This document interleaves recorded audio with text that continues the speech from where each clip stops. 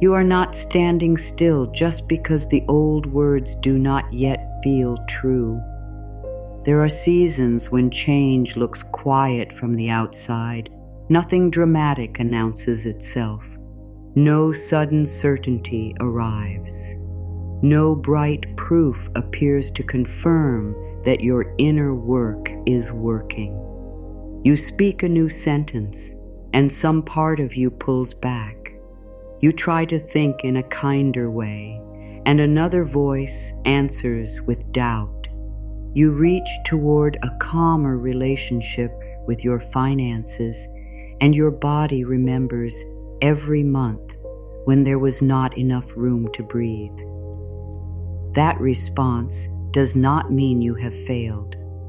It means something inside you is being prepared to trust what it has not trusted before. There is a difference between repeating a sentence and being ready to live inside it. There is a difference between saying, "I am safe," and feeling your shoulders soften when you say it. There is a difference between declaring that you are open to support and being able to accept help without shame. The gap between the sentence and the feeling is not an empty space. It is a place of preparation. You are learning what safety sounds like in your own voice. You are learning what dignity feels like when no one is applauding.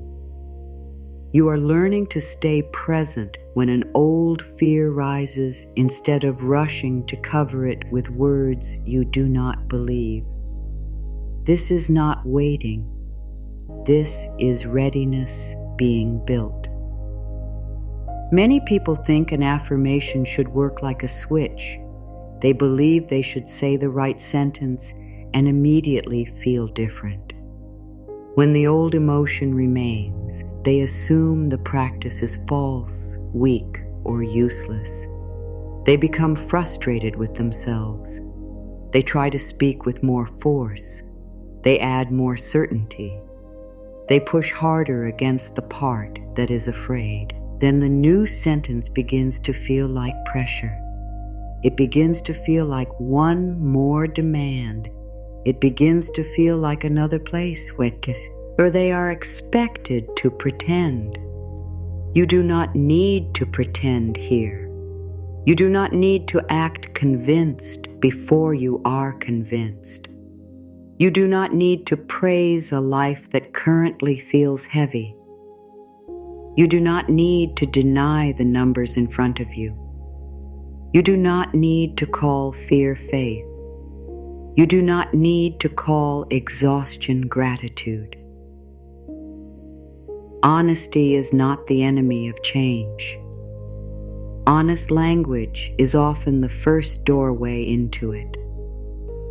A statement feels false when it reaches too far beyond what your mind and body can hold. The problem is not that you are incapable of thinking differently. The problem is that the sentence has skipped too many steps. It asks you to stand in a place you have not yet learned to enter. You may have tried to tell yourself that everything is secure while you were checking your balance with your breath held. You may have repeated words about ease while calculating which bill could wait. You may have said you were fully supported while feeling alone with every decision. You may have spoken about limitless possibility while your thoughts were narrowed by immediate pressure. The part of you that resisted was not trying to ruin your progress. It was trying to protect your sense of reality. It was saying, "Do not ask me to ignore what hurts." It was saying, "Do not make me betray what I can see." It was saying, "Give me a sentence I can walk toward." This part does not need to be silenced. It needs to be met with respect. When you respect resistance, it often becomes less rigid. When you listen to the fear beneath it, the fear no longer has to shout. When you stop treating doubt as a character flaw, You create enough inner space to choose language that is both hopeful and honest. You may know this tension very well. You look at the balance, and before the number appears, your body has already prepared for bad news. Your jaw tightens, your stomach pulls inward, your mind begins sorting possible losses before you have even read the screen. A simple act becomes a private test of whether you are safe. You may delay opening an email because you expect another demand. You may avoid looking closely at a statement because the details seem too heavy. You may check too often because uncertainty feels worse than the number itself. You may move between avoidance and vigilance, never quite resting in either place. You may undercharge for your work, not because you do not value it, but because asking for more stirs an old fear. You worry that people will leave. You worry that you will seem difficult. You worry that your needs will make you less lovable, less useful, or less welcome. You may say yes too quickly. You may lower the amount before anyone asks. You may add extra time, extra labor, extra care, then feel uncomfortable when appreciation comes. You may call it generosity when part of it is fear. You may feel guilty after ordinary spending. A meal, a book, a replacement for something worn out, a small comfort after a long week. The amount may be reasonable, but your inner response is not measured by the amount. It is measured by an old rule that says care must be earned through strain. You may explain the purchase to yourself as if you are defending your character. You may promise to make up for it. You may remove joy from the moment by calculating punishment afterward. You may believe responsibility requires tension. You may believe carefulness must feel hard. You may believe that relaxing for even a moment will cause everything to fall apart. You may deflect help when it is offered. You say you are fine before you have checked whether you are. You insist you can handle it alone. You minimize your need. You turn a generous gesture into a debt in your own mind. You may rush to repay kindness before it has had time to reach you. You may feel safer being the giver because giving lets you stay in control. You may feel exposed when someone sees that you need support. You may tell yourself independence means never leaning. You may postpone joy until things settle. You promise yourself that you will rest when the account reaches a certain number, when work becomes steadier, when the next obligation is handled, when no surprise can reach you. The day keeps moving, the conditions keep changing, the permission never arrives.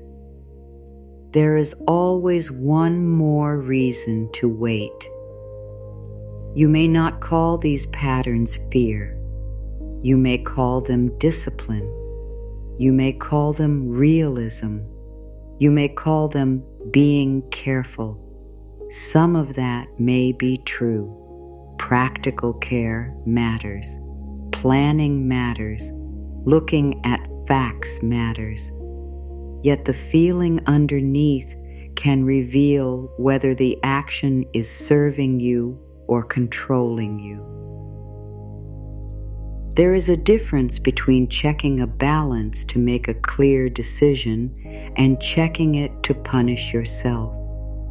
There is a difference between choosing not to spend and believing you are undeserving of comfort. There is a difference between working hard because the work matters and working without rest because stopping makes you feel guilty. There is a difference between humility and hiding your value. There is a difference between patience and postponing your own life. You may have learned to live in these differences without naming them. You may have become so skilled at appearing composed that no one sees the inner calculation behind each choice. You can look capable while feeling one step away from collapse. You can answer calmly while your mind is racing. You can support everyone else while quietly fearing there will be no support left for you. This does not make you weak. It makes you practiced. You have practiced these responses for a long time. Anything practiced can begin to change, not all at once, not through denial, not by forcing yourself to speak as though every wound has already closed. Change begins when you stop judging the place where you are. It begins when you choose a sentence close enough to truth that your whole system does not reject it. It begins when hope stops shouting and starts speaking clearly. It begins when your inner language becomes something you can trust. Consider how quickly you may dismiss your own progress. You make one calmer choice, then tell yourself it was not enough. You ask one honest question, then focus on the fact that fear was still present. You set one boundary, then feel guilty and assume the boundary did not count. You look at a difficult number without turning away, then criticize yourself for needing courage to do it. You may believe progress should look cleaner than this. You may think healing should remove discomfort before you act. You may think confidence should arrive before the conversation. You may think readiness should feel like certainty. Readiness often looks quieter. It looks like telling the truth without making the truth your prison. It looks like saying, "This is difficult, and I am learning how to face it." It looks like saying, "I do not feel secure yet, and I am building steadier habits." It looks like saying, "I am not fully open to support, and I am becoming less afraid of it." It looks like speaking from where you stand while leaving room for where you are going. The old way may have taught you to choose between harsh facts and empty optimism. You were either realistic or hopeful. You either admitted the struggle or focused on possibility. You either looked at the problem or protected your peace. You are allowed to hold both. You can face the facts and keep your dignity. You can acknowledge pressure and refuse self-contempt. You can take practical action and speak kindly to yourself while you do it. You can be uncertain without being powerless. You can be careful without living in fear. You can want more without hating what you have. You can seek support without making yourself small. You can learn new habits without insulting the person who survived through the old ones. The part of you that developed these patterns had reasons.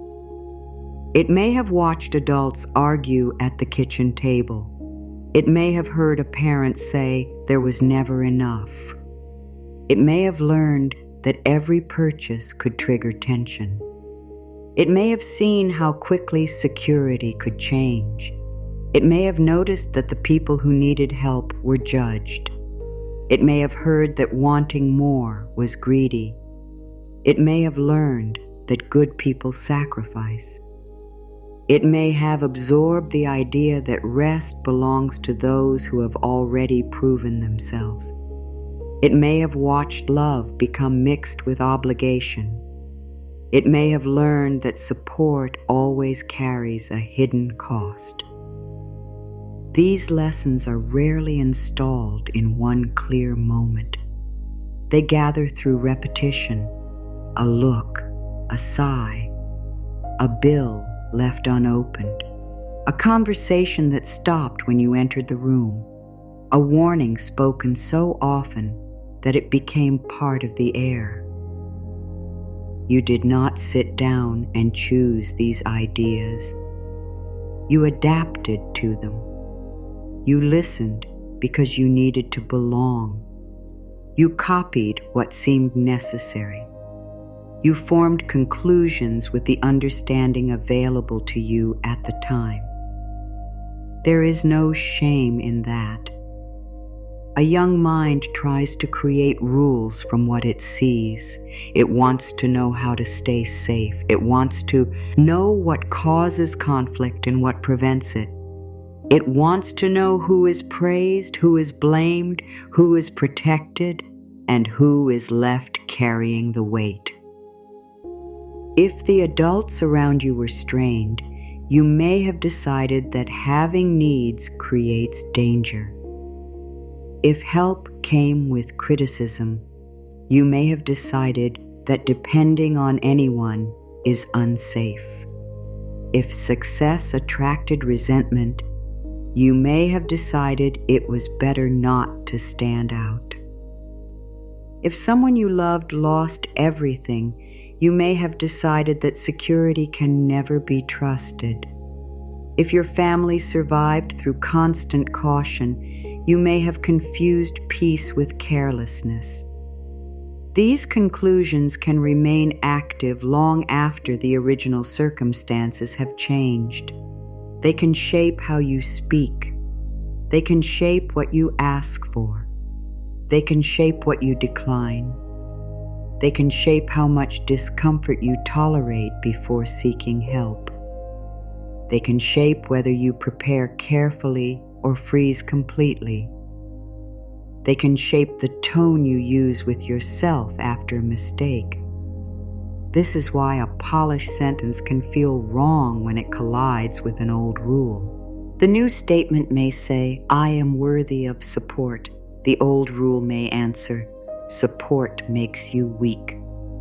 The new statement may say, "I am safe with more." The old rule may answer, "More can be taken away." The new statement may say, "My work deserves fair value." The old rule may answer, "Ask for too much and you will be rejected." The new statement may say, "I can make calm choices." The old rule may answer, "Calm people miss danger." The conflict is not proof that the new direction is impossible. It is evidence that the old direction is still familiar. Familiarity often pretends to be truth. What you have repeated feels more believable than what you have barely begun. What your body expects can seem more real than what your mind is trying to learn. What was modeled may feel more trustworthy than what you consciously choose. This is why forcing certainty rarely works. Force can make the old rule feel even more threatened.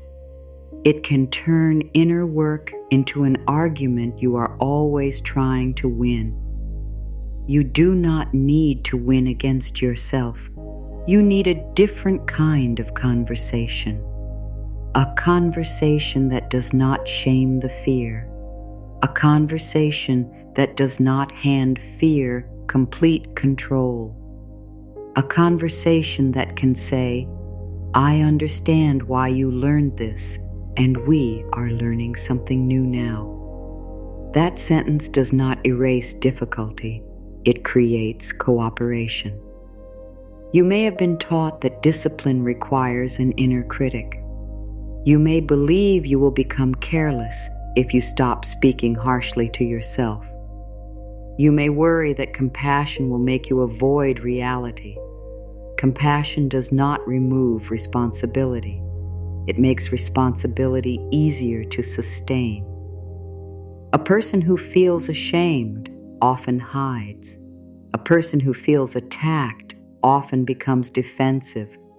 A person who feels hopeless often delays. A person who feels respected can look more clear light. You can make better decisions from respect than from humiliation. You can ask better questions when you are not busy proving that you are a failure. You can seek guidance earlier when you do not believe needing guidance is a disgrace. You can recover from mistakes faster when the mistake is not turned into an identity. This matters because your inner words do not stay inside your head. They influence what you see and what you do next. If you tell yourself that you always ruin things, you may avoid the next useful step because you expect it to fail. If you tell yourself that asking is dangerous, you may stay silent when a conversation could help. If you tell yourself that you do not deserve fair value, you may accept terms that drain you. If you tell yourself that you must solve everything alone, you may overlook support that is already available. If you tell yourself that calm is irresponsible, you may keep your body in a state of alarm even while doing ordinary tasks. A new sentence does not create instant results. It can create a different next choice. That is enough to matter. A calmer sentence can help you open the statement you have avoided. A fairer sentence can help you ask what something costs before assuming you cannot manage it. A kinder sentence can help you review a mistake without spiraling. A steadier sentence can help you speak about payment without apologizing for existing. A more honest sentence can help you recognize when you need qualified guidance instead of trying to solve a complex problem through positive thinking alone. This work supports mindset. It is not financial advice. Real pressure deserves real attention, practical steps, clear information, and qualified professional guidance when needed. An affirmation can stand beside those actions. It should never be used to replace them. The purpose is not to make you ignore reality. The purpose is to help you meet reality without abandoning yourself. There is wisdom in that difference. When the language you use becomes believable, you are more likely to return to it under stress. You are more likely to use it when a difficult email arrives, when a conversation feels uncomfortable, when an unexpected cost appears, when you need to make a decision without perfect certainty. A sentence that only works when you are calm is not yet fully yours. A sentence that can meet you in tension has begun to earn your trust. This is where preparation becomes visible.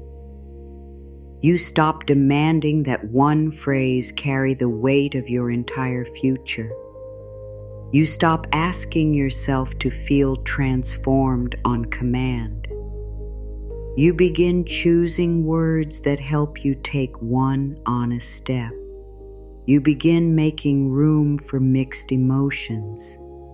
You begin letting confidence and fear exist in the same room without letting fear make every decision. You begin understanding that doubt can speak without becoming the final authority. You begin recognizing that a believable statement is not smaller because IT is modest. It is stronger because you can use it. You may be tempted to compare your process with someone who speaks with effortless certainty. You may hear another person declare bold things and wonder why your own voice hesitates. You do not know what their words mean inside their life. You do not know what they have practiced, what they are hiding, or what they truly feel. Your task is not to sound impressive. Your task is to become trustworthy to yourself. Trust grows through accuracy. Trust grows when your words match your actions closely enough that your system can relax. Trust grows when you keep small promises. Trust grows when you correct yourself without cruelty. Trust grows when you stop using hope to escape the present. Trust grows when you speak toward possibility without denying pain. You may not believe the largest sentence today. You can still choose a true one. You may not feel fully supported. You can acknowledge one form of support. You may not feel secure. You can name one stabilizing action. You may not feel confident. You can recognize one courageous choice. You may not feel ready. You can admit that you are becoming more prepared than you were. There is no failure in beginning where you are. There is strength in refusing to build your future on words that require you to betray yourself. The new language will come. It will become clearer. It will become steadier. It will become easier to reach. Not because you forced yourself to believe, but because you gave yourself evidence. You looked when you wanted to hide. You asked when silence felt safer. You rested without turning rest into a crime. You accepted help without immediately erasing the gift. You charged more fairly. You made a plan. You learned something new. You took one practical step and spoke to yourself with dignity while taking it. These actions prepare the ground for language that once felt impossible. The sentence begins to feel less like performance. It begins to feel like direction. It begins to feel like a promise you are learning how to keep. You are not late because the words have not settled yet. You are not broken because part of you still resists. You are not doing it wrong because truth needs a bridge. You are being prepared to speak in a way your whole self can follow. The next step is not to make the sentence louder. The next step is to make it honest enough to stay. What you learned long ago can continue directing you even after you stop agreeing with it. A belief does not need your conscious approval to shape your behavior. It can sit beneath a decision and quietly influence what feels safe, what feels risky, what feels deserved, and what feels impossible. You may sincerely want a different relationship with your resources while still following rules formed in a different season of life. This is why intention alone can feel confusing. You may intend to speak up, then hear yourself lower your request. You may intend to save with calm, then become so tense that you avoid looking at the plan. You may intend to accept help, then begin listing all the reasons you do not need it. You may intend to enjoy what you have, then spend the moment preparing for its loss. The intention is real. The old instruction is also real. Both can be present at once. The deeper instruction often moves first because it has been rehearsed longer. It acts before you have time to explain yourself. It shapes the small choices that seem unrelated until you see the pattern running through them. It can influence which opportunities you consider. It can influence how much time you give away. It can influence whether you ask a question or remain silent. It can influence how quickly you recover after a setback. It can influence whether you interpret uncertainty as a challenge to study or as proof that you should stop. None of this requires mystical thinking. Your inner expectations affect your attention. Attention affects what you see. What you see influences what you consider possible. What you consider possible shapes the choices you are willing to make. When you expect rejection, you are more likely to search for signs of rejection. A delayed reply can feel like a verdict. A neutral expression can feel like disapproval. A reasonable negotiation can feel like conflict. You may retreat before anyone has refused you. When you expect support to carry a hidden price, you become alert to obligation. You may miss the simple kindness in an offer because you are already preparing to repay it. You may refuse something useful to protect yourself from a debt that has not been created. When you expect good conditions to disappear, you may struggle to settle during stable periods. Instead of using calm to think clearly, you scan for the next problem. The absence of danger feels unfamiliar, so your mind tries to locate one. When you expect yourself to fail, you can treat every difficulty as confirmation.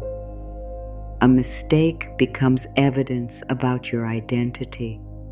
A slow result becomes proof that you should never have tried. A learning period becomes a public exposure of everything you fear about yourself.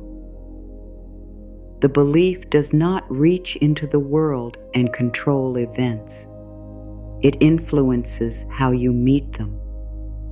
That distinction matters. It keeps this work honest. Changing your inner language cannot guarantee a certain income, erase a debt, secure an opportunity, or prevent hardship. It can help you become less divided while you respond. It can help you ask clearer questions, seek sound information, recognize options, and remain present long enough to make thoughtful choices. You may still feel fear. You may still face limits. you may still need time, assistance, planning, training, or professional guidance. A steadier inner voice can help you use those resources without turning your need for them into shame. Think about what happens when you make a mistake under the rule, "I cannot trust myself." The event occurs. Your mind does not stop at the event. It gathers the mistake into an old conclusion. You tell yourself that this always happens. You search your past for similar moments. You ignore the decisions you made well. You become less willing to look closely because looking closely feels like entering a trial where you are already guilty. The next decision is then made under more pressure. The cycle continues. Now consider the same mistake under a more balanced instruction. You still acknowledge what happened. You still review the effect. You still make corrections where possible. You do not turn the error into your name. You ask what information was missing. You ask what can be changed. You ask what support would be useful. You leave the experience with more knowledge instead of only more shame. The outer event may be the same. The path after it changes. This is how inner work can influence life without pretending to command it. It changes the quality of your participation. It changes how long you remain trapped in self-attack. It changes whether you hide or reach out. It changes whether you treat learning as humiliation. It changes whether you can remain open when the answer is not immediate. You have probably seen this effect in ordinary conversations. Someone asks what your work costs. Before answering, a thought appears. Do not ask for too much. Do not make them uncomfortable. Do not risk losing the opportunity. You may respond to that thought as if it were a fact. You lower the amount. You add more than was requested. You speak quickly, as though asking for fair value is something you must soften. Later, resentment may appear. You may feel unseen. You may feel tired before the work begins. You may blame the other person, even though they were never given the chance to respond to your honest terms. This does not mean you should always charge more or refuse compromise. Context matters. Markets differ. Experience differs. Needs differ. The important question is whether your choice came from clear consideration or from an old fear that was never examined. The same question can be asked when you spend. Did you choose carefully, or did you punish yourself? Did you decide the purchase did not fit your priorities, or did you decide you were not the kind of person who deserved it? Did you delay because waiting was wise, or because enjoyment still feels dangerous? The behavior alone does not tell the whole story. The inner tone reveals more. Two people can make the same careful decision. One feels grounded, the other feels condemned. One is following a plan, the other is obeying an old sentence about worth. The goal is not to approve every desire. The goal is to remove contempt from the decision. You can say no without humiliating yourself. You can choose restraint without creating fear. You can revise a plan without calling yourself a failure. You can admit that something is beyond your current means without turning the current moment into a permanent identity. Language affects duration. When you say, "I am learning how to handle this," the difficulty remains connected to growth. When you say, "I am terrible at this," the difficulty becomes fixed to who you are. When you say, "This decision needs more information," you create a next step. When you say, "I never know what I am doing," you create a closed conclusion. When you say, "I feel anxious and I can still look," you make room for action. When you say, "I cannot deal with this," you may stop before discovering what part you actually can manage. Your words do not need to be grand to change direction. They need to be usable. They need to help you stay in contact with yourself. They need to keep the next responsible action within reach. This is why the sentence that feels too large can be revised without abandoning hope. You are not shrinking the future. You are choosing language strong enough to carry you toward it. There is maturity in refusing false certainty. There is also maturity in refusing permanent defeat. You can stand between those extremes. You can say, "I do not know how this will unfold, and I am willing to learn." You can say, "I am under pressure, and I still deserve respectful guidance." You can say, "I am not where I want to be, and I am building greater steadiness." You can say, "Part of me doubts this, and part of me is ready to begin." These sentences do not ask you to deny your experience. They give your experience room to change. The beliefs formed around the kitchen table may have been shaped by people doing their best under strain. Their warnings may have been attempts to protect you. Their caution may have helped the family endure. Their fear may have come from losses you were too young to understand. You do not need to turn them into villains to stop carrying every conclusion they handed you. You can honor their effort without inheriting all their alarm.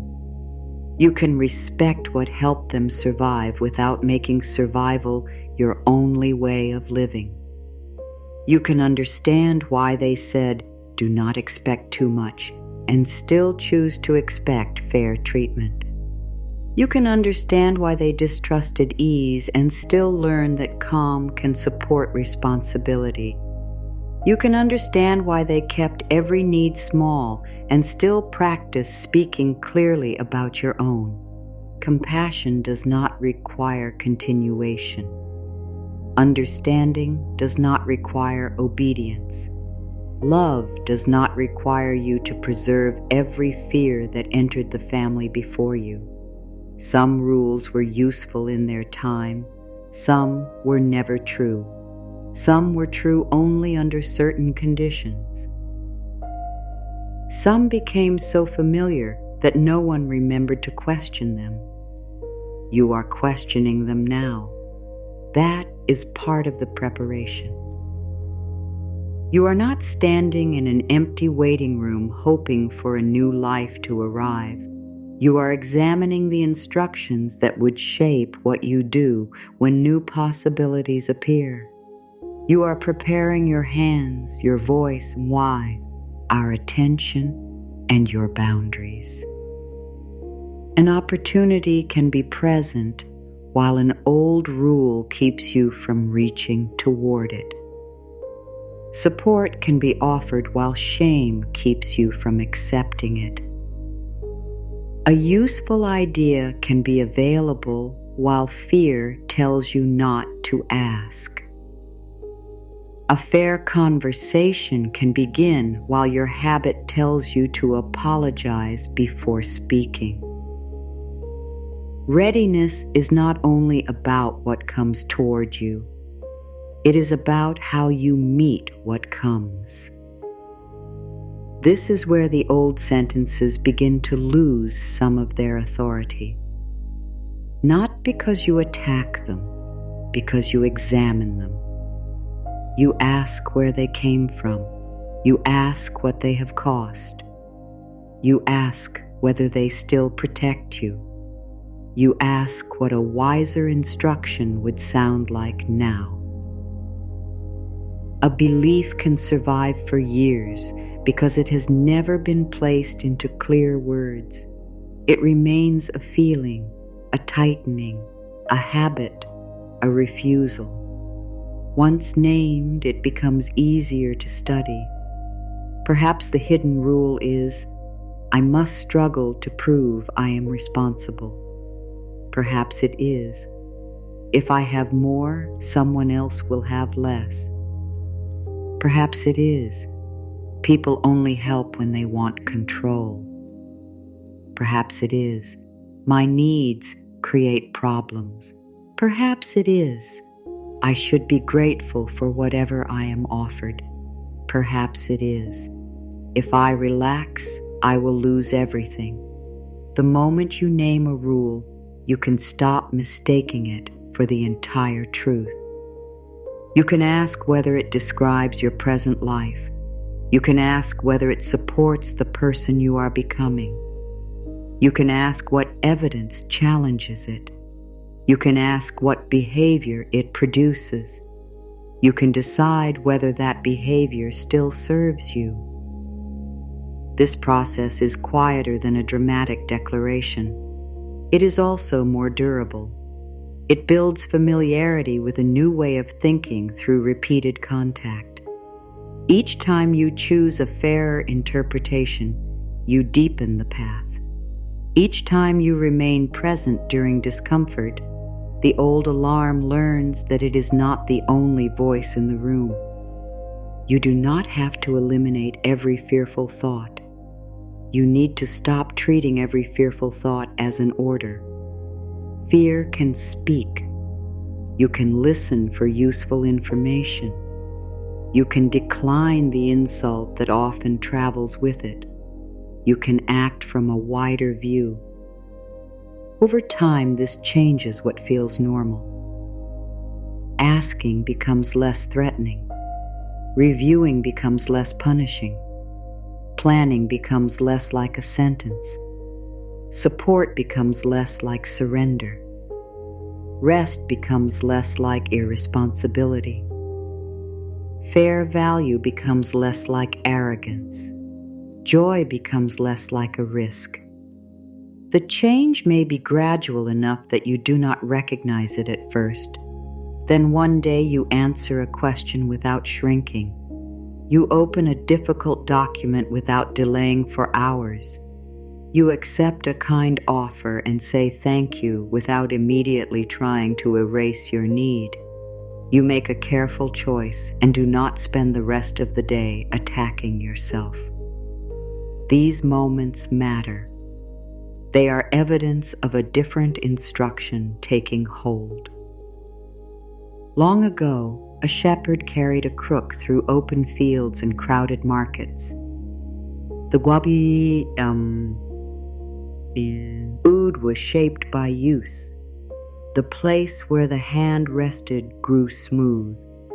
Weather darkened the grain. Small marks appeared where stone, gate, and travel had met it. The crook was not ornamental. It was part of the care. It helped guide the flock away from danger. It helped draw a wandering animal close. It steadied the shepherd over rough ground. It carried the history of many days in its surface. Near the upper curve, burned into the wood, was a small letter. An S. The mark was not large. It did not cover the crook. It did not need decoration. The heat had entered the grain and left the sign permanently visible. Every market recognized it. People could see whose hand carried that staff.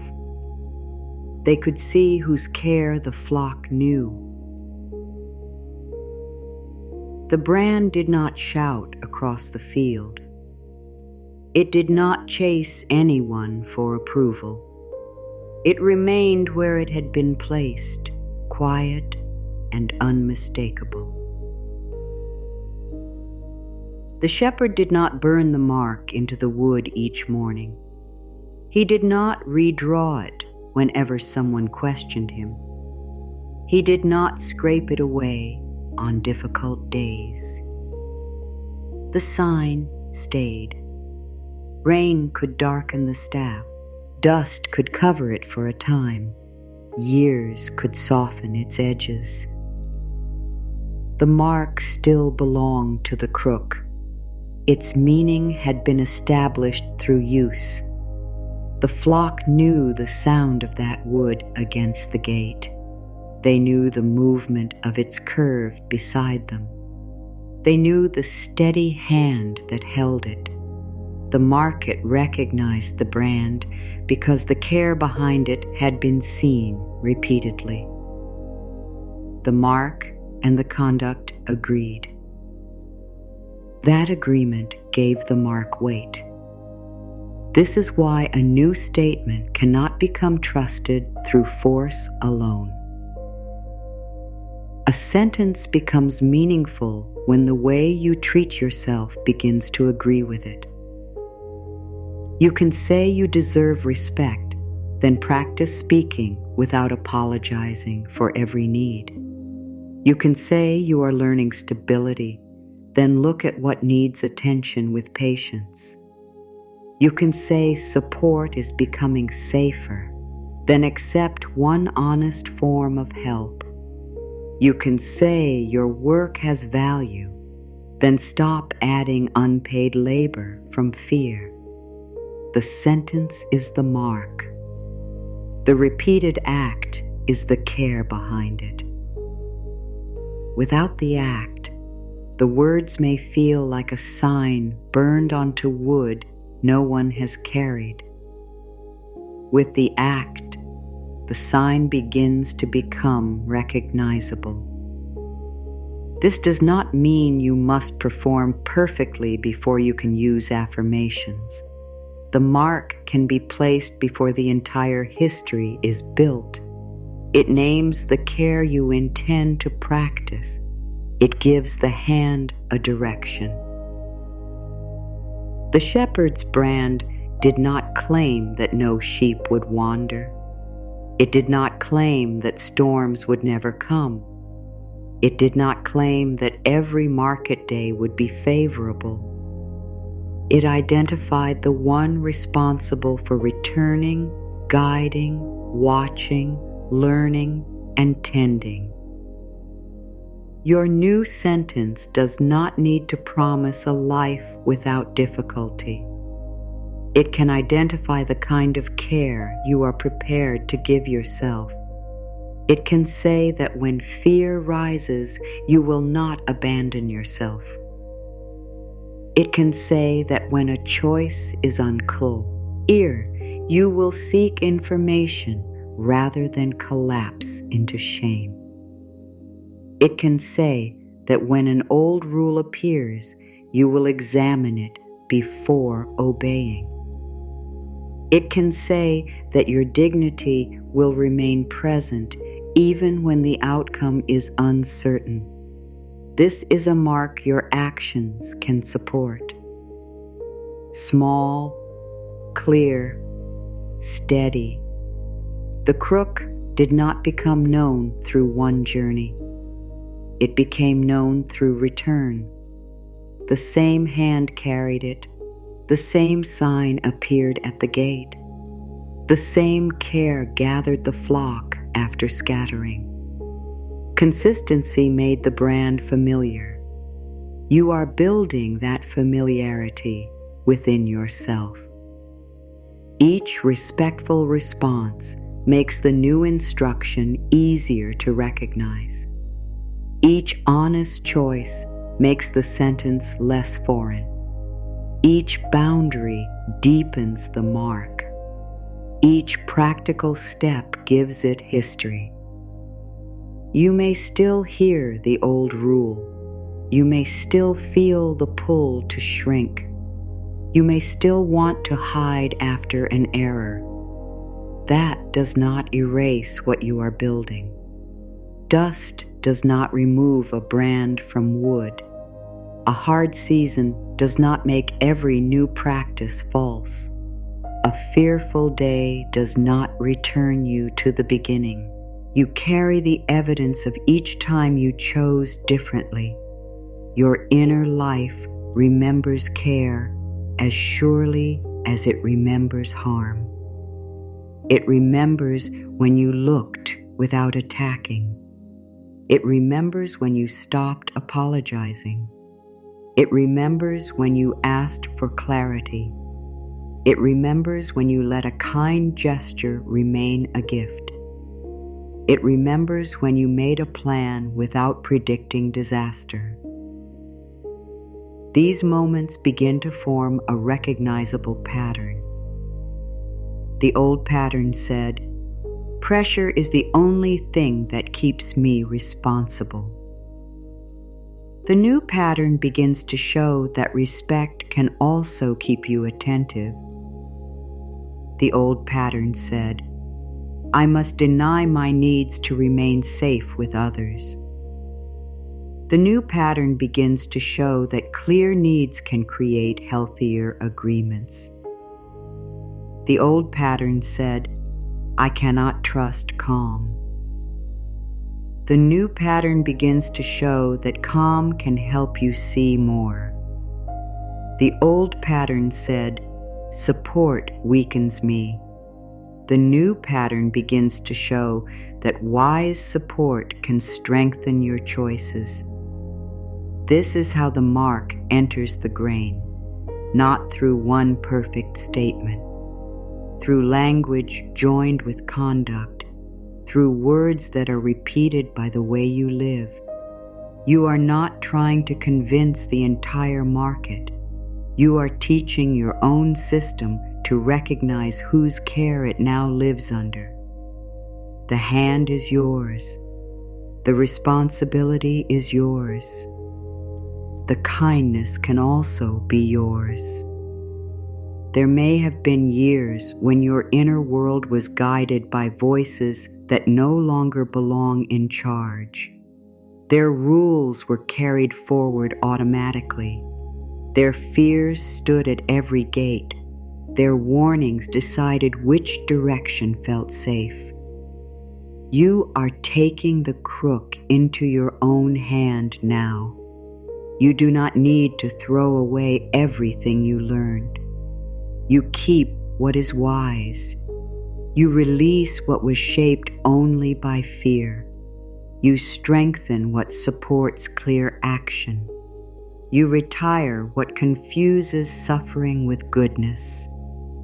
The mark you choose must be believable enough to carry. It must not claim more than your actions can begin to support. It must not ask you to deny the flock when it is frightened. It must guide. It must steady. It must bring you back.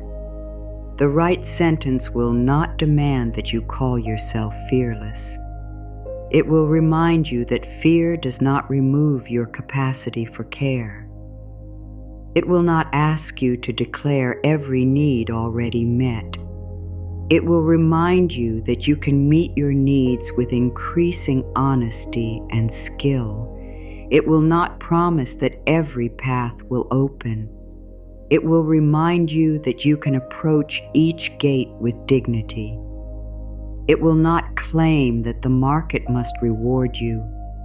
It will identify the standards you are willing to keep regardless of the response. The sentence must belong to the hand that carries it. That is what makes it more than decoration. You are ready to shape such a sentence now. Not one that ignores where you have been, not one that flatters you for a moment and disappears under pressure. One that marks the kind of care you are choosing. One that can remain visible through doubt. One that can become more believable each time you act in agreement with it. The words do not have to sound enormous. The mark was small. Its meaning was not. A sentence becomes trustworthy when it tells the truth about the care you are willing to practice. It does not need to describe a perfect future. It does not need to deny your present concern. It does not need to make you sound fearless, certain, or endlessly positive. It needs to give you a direction that remains usable when doubt returns. The mark on the shepherd's crook carried meaning because the shepherd carried responsibility with it. The small s in the grain was not a claim that every day would be easy. It did not promise that the flock would never scatter. It did not guarantee that every gate would open or every journey would end without loss. It meant this care has an owner. It meant someone will return.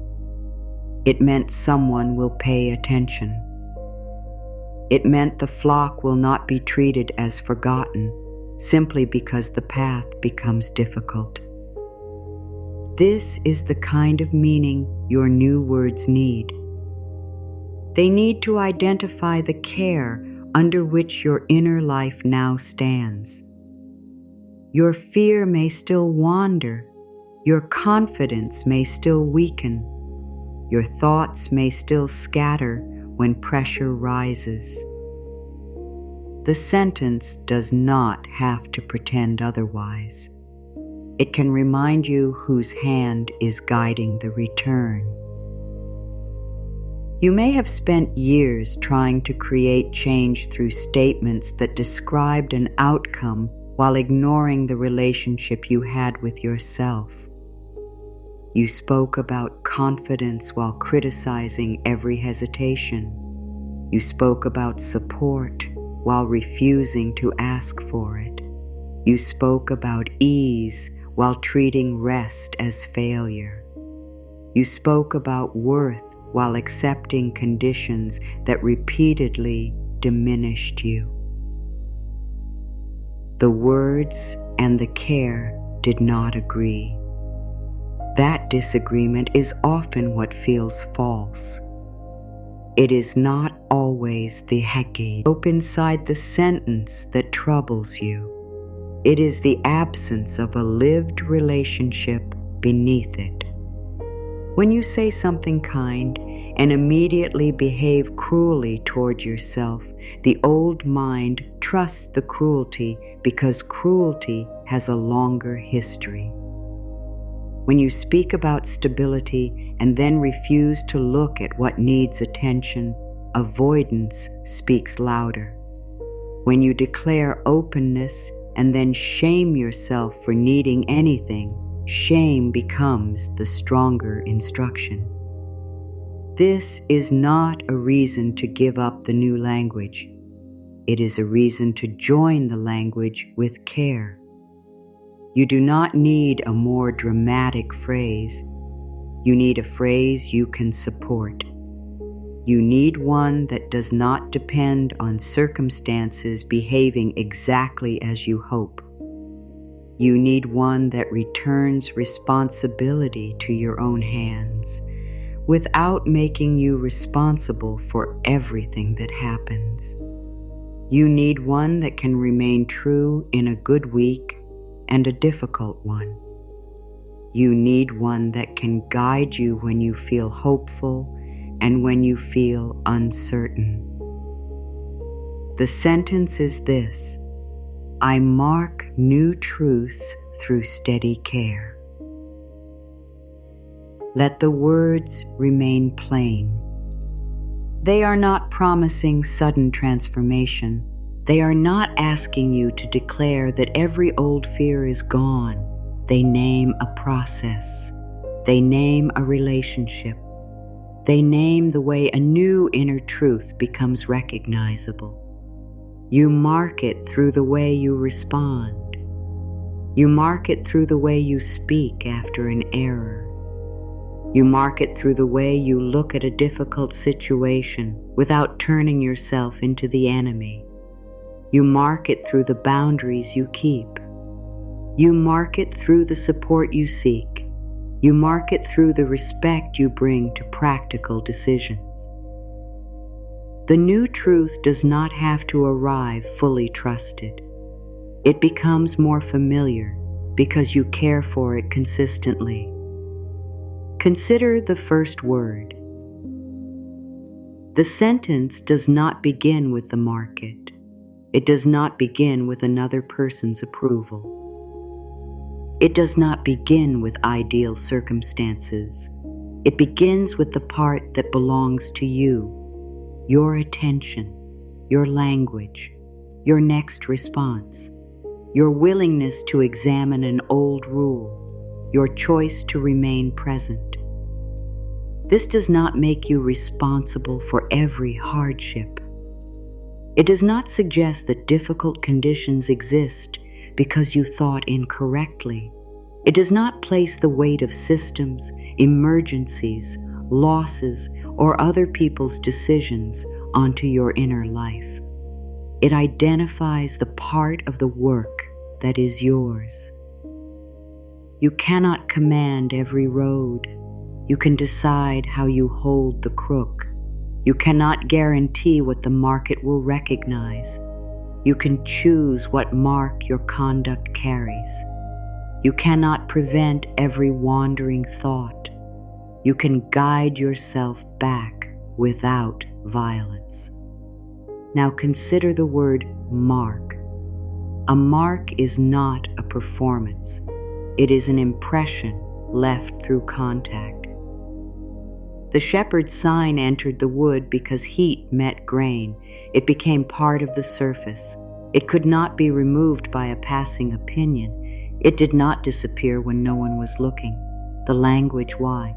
A repeat with care begins to enter your daily responses in the same way.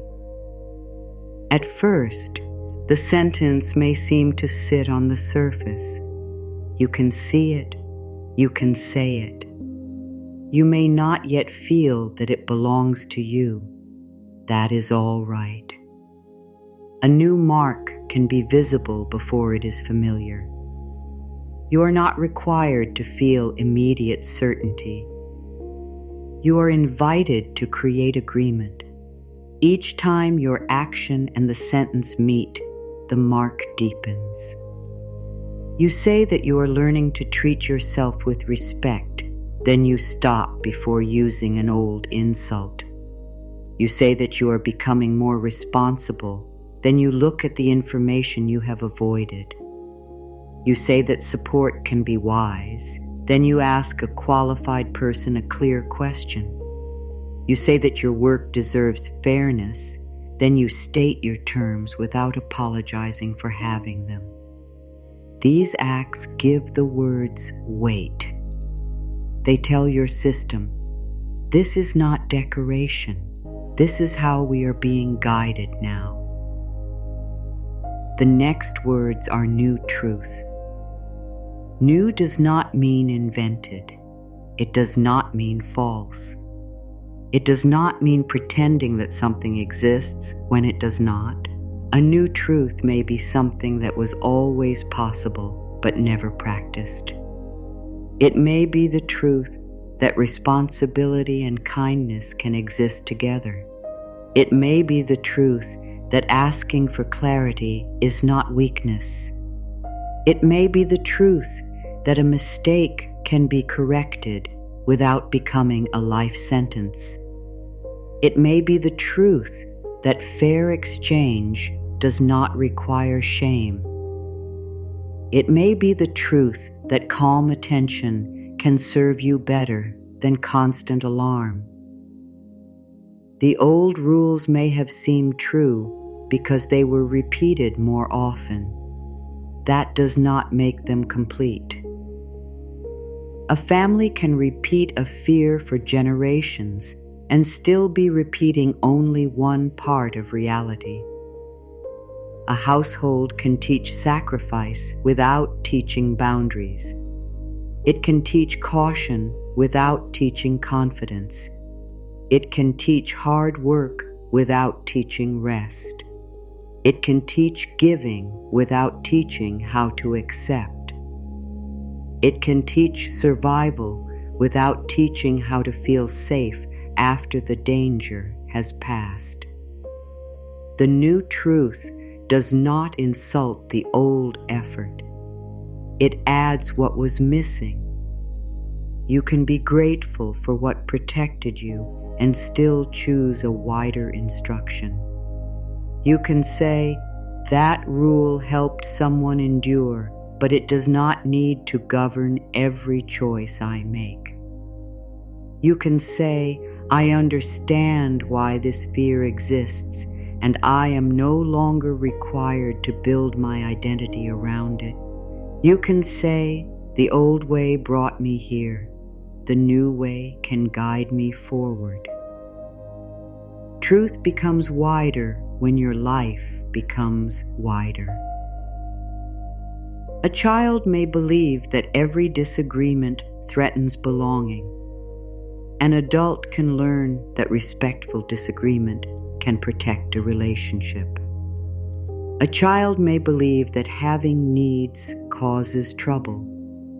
An adult can learn that unspoken needs often create deeper trouble. A child may believe that security means controlling every possibility. An adult can learn that security can also include preparation, flexibility, information, and support. The new truth is not a rejection of the person you were. It is care for the person you are now. The sentence then says through. This word matters because change is not placed on top of you. It moves through something, through action, through repetition, through repair, through difficult conversations, through honest review, through the days when you remember, through the days when you forget and return. The shepherd's mark became known through journeys. It traveled through weather, distance, crowded roads, and ordinary work. Its meaning did not grow because the crook remained untouched. Its meaning grew because the staff was used. Your new sentence must also travel through life. It must come with you when an old fear appears at the balance. It must come with you when you are tempted to lower your voice. It must come with you when receiving help feels uncomfortable. It must come with you when a decision is not clear. It must come with you when you need to begin again.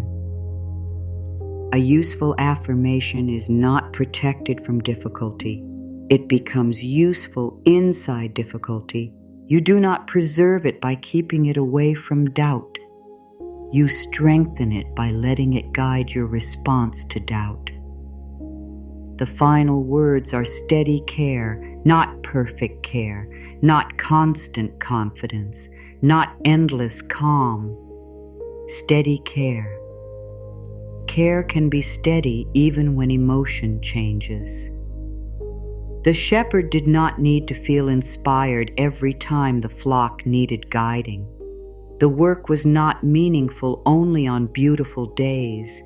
Care appeared in the return, the watching, the correction, and the willingness to remain responsible. Steadiness is not intensity. It does not require you to force a feeling. It does not demand that you speak loudly. It asks that you continue choosing respect often enough for respect to become familiar. Some days, steady care may look like opening a document. Some days, it may look like asking for more time. Some days, it may look like declining an expense that does not serve your priorities. Some days, it may look like making room for something that supports your well-being. Some days, it may look like seeking professional guidance because the situation deserves informed help. Some days, it may look like resting before you make another decision. The form changes. The principle remains. You do not abandon yourself to prove you are responsible. You do not humiliate yourself to create discipline. You do not deny reality to protect hope.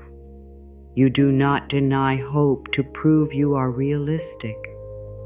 You carry both truth and care.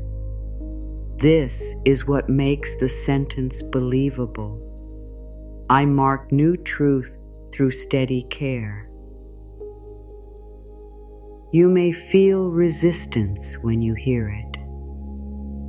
A voice may answer, I have not been steady. That voice may point toward years of avoidance, confusion, impulsive choices, silence, or self-criticism. It may present your history as evidence that the sentence does not belong to you. The sentence does not say that you have always practiced steady care. It says what you are choosing to mark now. A brand identifies commitment as well as history. The shepherd's sign told the market whose responsibility stood behind the staff. Your sentence can tell your inner world which responsibility you are taking forward. You are not claiming a flawless record. You are naming a new standard. Resistance may say, I do not know what the new truth is. You do not need to know every part of it today. Begin with what is clear enough to carry. It is true that shame has not made every decision better. It is true that avoiding information has not created lasting peace. It is true that your needs do not erase your dignity. It is true that asking for guidance can be responsible. It is true that one mistake does not contain your entire future. These truths are modest enough to use and strong enough to matter. Resistance may say, care will make me soft. Steady care is not careless. The shepherd guided the flock because care included direction. The crook could draw a wandering animal back. It could block a dangerous turn. It could support the hand over uneven ground. Care can be warm and firm. It can say no. It can require review. It can correct a pattern. It can end an agreement that repeatedly causes harm. It can face numbers honestly. It can seek accountability. Cruelty is not the same as strength. Fear is not the same as wisdom. Tension is not the same as preparation. Steady care does not remove standards. It keeps standards from becoming weapons. Resistance may say, this is still only a sentence. At first it is. The mark begins as a sign. Then conduct gives it meaning. You do not need the sentence to perform the work for you. You use it to remember how you intend to meet the work. Before a conversation, it can remind you to speak clearly. After a mistake, it can remind you to review without contempt. While learning, it can remind you that confusion is not disgrace. When accepting help, it can remind you that support and dignity can remain together. The words do not replace behavior. They guide behavior. This is why they do not need to feel magical. They need to feel available. A bridge sentence may help when the core line still feels too far away. You can say, "I am becoming willing to trust kinder words."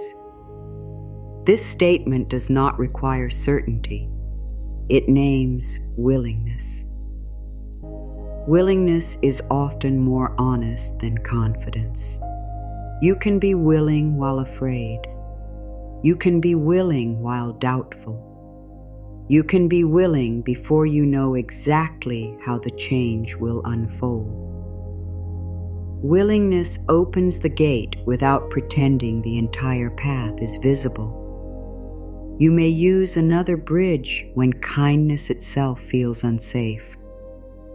I am learning that respect can guide me.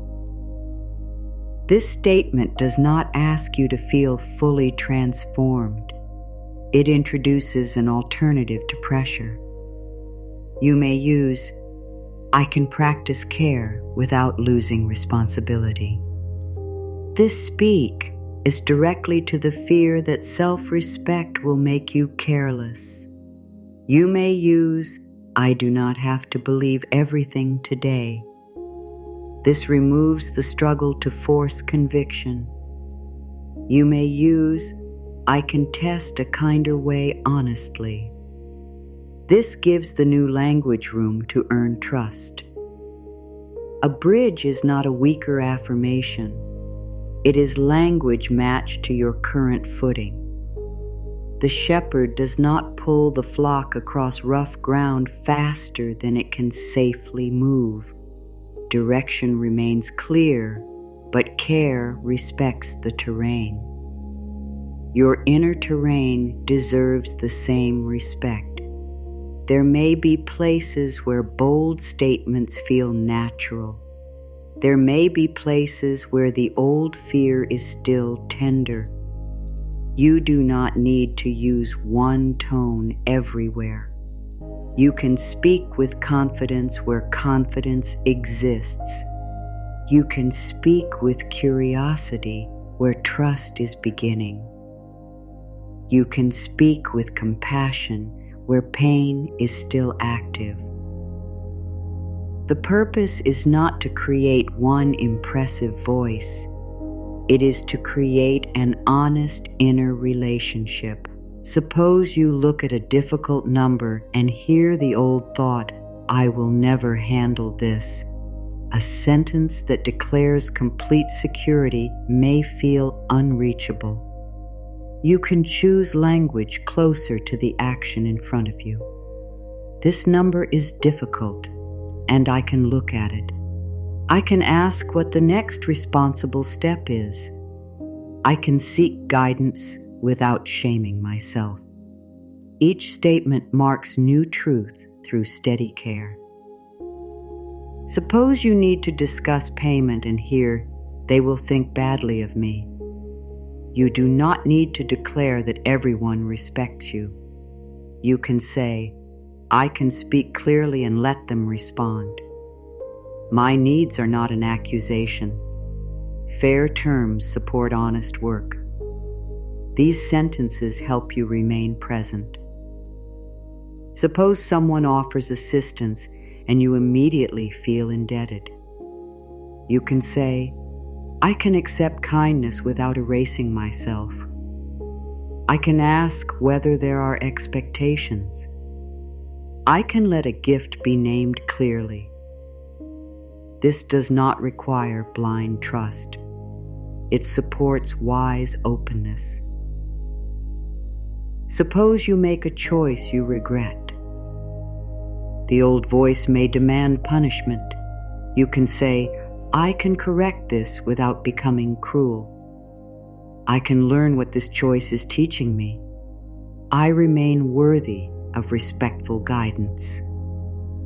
The goal is not to excuse what needs correction. The goal is to keep yourself available for correction. A person under attack often hides from the lesson. A person under care can remain in the room. This is how the core sentence becomes practical.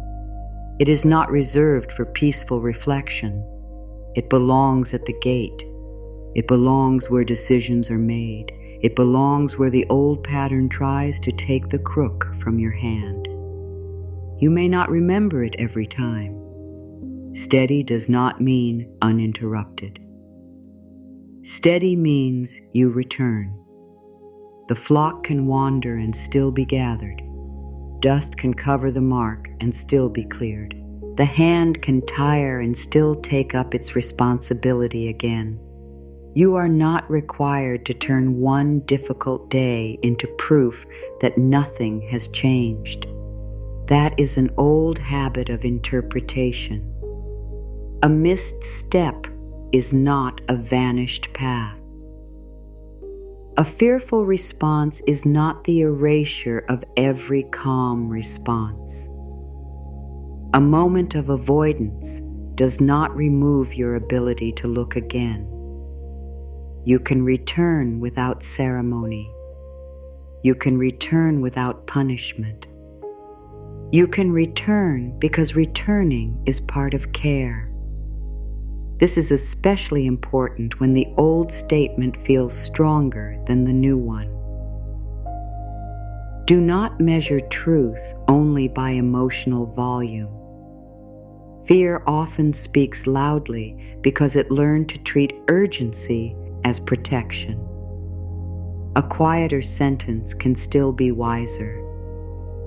The shepherd's mark did not need to be the largest thing in the market. Recognition did not come from size. It came from consistency. Your new language may feel quieter than panic. Let it remain. It may feel less dramatic than self-criticism. Let it remain. It may not create an immediate rush. Let it remain. The sentence is learning how to stay in your hand. I mark new truth through steady care. You are not using it to escape your life. You are using it to change the manner in which you meet your life. You are not asking it to deliver certainty. You are asking it to guide attention. You are not asking it to remove every consequence. You are asking it to keep dignity present while consequences are addressed. You are not asking it to make every person fair. You are asking it to help you recognize and speak for fair treatment. You are not asking it to guarantee an outcome. You are asking it to support wiser participation. This is a sentence your experience can begin to confirm. Every time you stop before insulting yourself, confirmation appears. Every time you ask a clear question, confirmation appears. Every time you make a practical adjustment without turning it into shame, confirmation appears. Every time you let support stand beside responsibility, confirmation appears. The evidence may be small. The mark was small. Small does not mean powerless. A small sign can carry a long history. A short sentence can carry a new standard. You are not trying to cover the entire crook with words. You are choosing one clear mark. You are letting it enter the grain. You are carrying it through ordinary days. You are building a history beneath it. The new truth will not become yours because you said it perfectly. It will become yours because you kept meeting it with care. A new sentence becomes part of you when it changes how you respond to what is offered.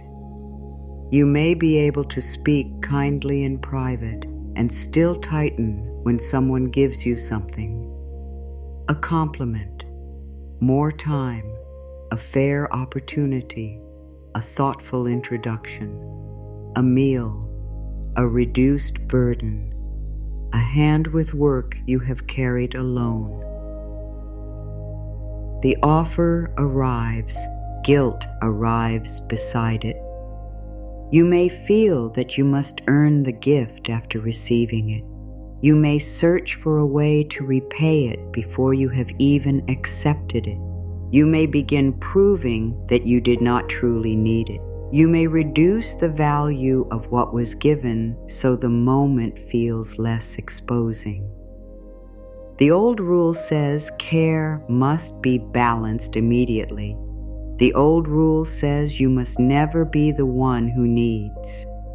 The old rule says accepting creates a claim against you. This is why receiving can feel more difficult than giving. Giving lets you choose the amount. Giving lets you control the timing. Giving lets you remain useful. Accepting asks you to stand still long enough for care to reach you.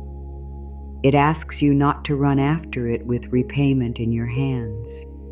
It asks you to believe that dignity can remain intact when another person contributes. The shepherd did not prove devotion by refusing every helping hand at the gate. Care for the flock included recognizing when extra support protected what mattered. A damaged section could be repaired. A difficult crossing could be shared. Another set of eyes could help account for what was present. Responsibility did not require isolation. The mark on the crook did not mean, I must do every task alone. It meant, I remain accountable for the quality of care. Those are not the same promise. You can remain accountable while asking questions. You can remain accountable while learning from someone with more experience. You can remain accountable while accepting temporary help. You can remain accountable while changing a plan that no longer works. You can remain accountable while admitting that the burden has become too large for one set of hands. Isolation can look noble from a distance. Inside the person carrying it, isolation often feels like fear disguised as strength. You may have learned that asking invites judgment. You may have learned that help comes with control. You may have learned that people remember what they give and use it later. Some experiences may have confirmed those concerns. Not every offer is clean. Not every agreement is fair. Not every person respects a boundary. Openness does not require naivety. You can ask what is being offered. You can ask what is expected. You can take time before answering. You can accept one part and decline another. You can request clarity without apologizing. You can let discernment stand beside openness. The crook guided through direction, not through blindness. The shepherd watched the path. The flock was not driven toward every open gate merely because it was open. You are allowed to examine what comes toward you. You are allowed to decide whether it belongs in your care. You are allowed to refuse what carries a hidden cost you do not choose. You are also allowed to accept what is respectful. Guilt may try to make every act of support look suspicious. It may say that you are taking too much. It may say someone else is more deserving. It may say that accepting makes you weak. Guilt often repeats old family rules without checking the present facts. You can check the facts. Was the offer freely made? Are the terms clear? Does accepting create harm? Can you honor the gift without erasing yourself? If the answers support the choice, you can let the moment remain simple. Thank you. That helps. I accept.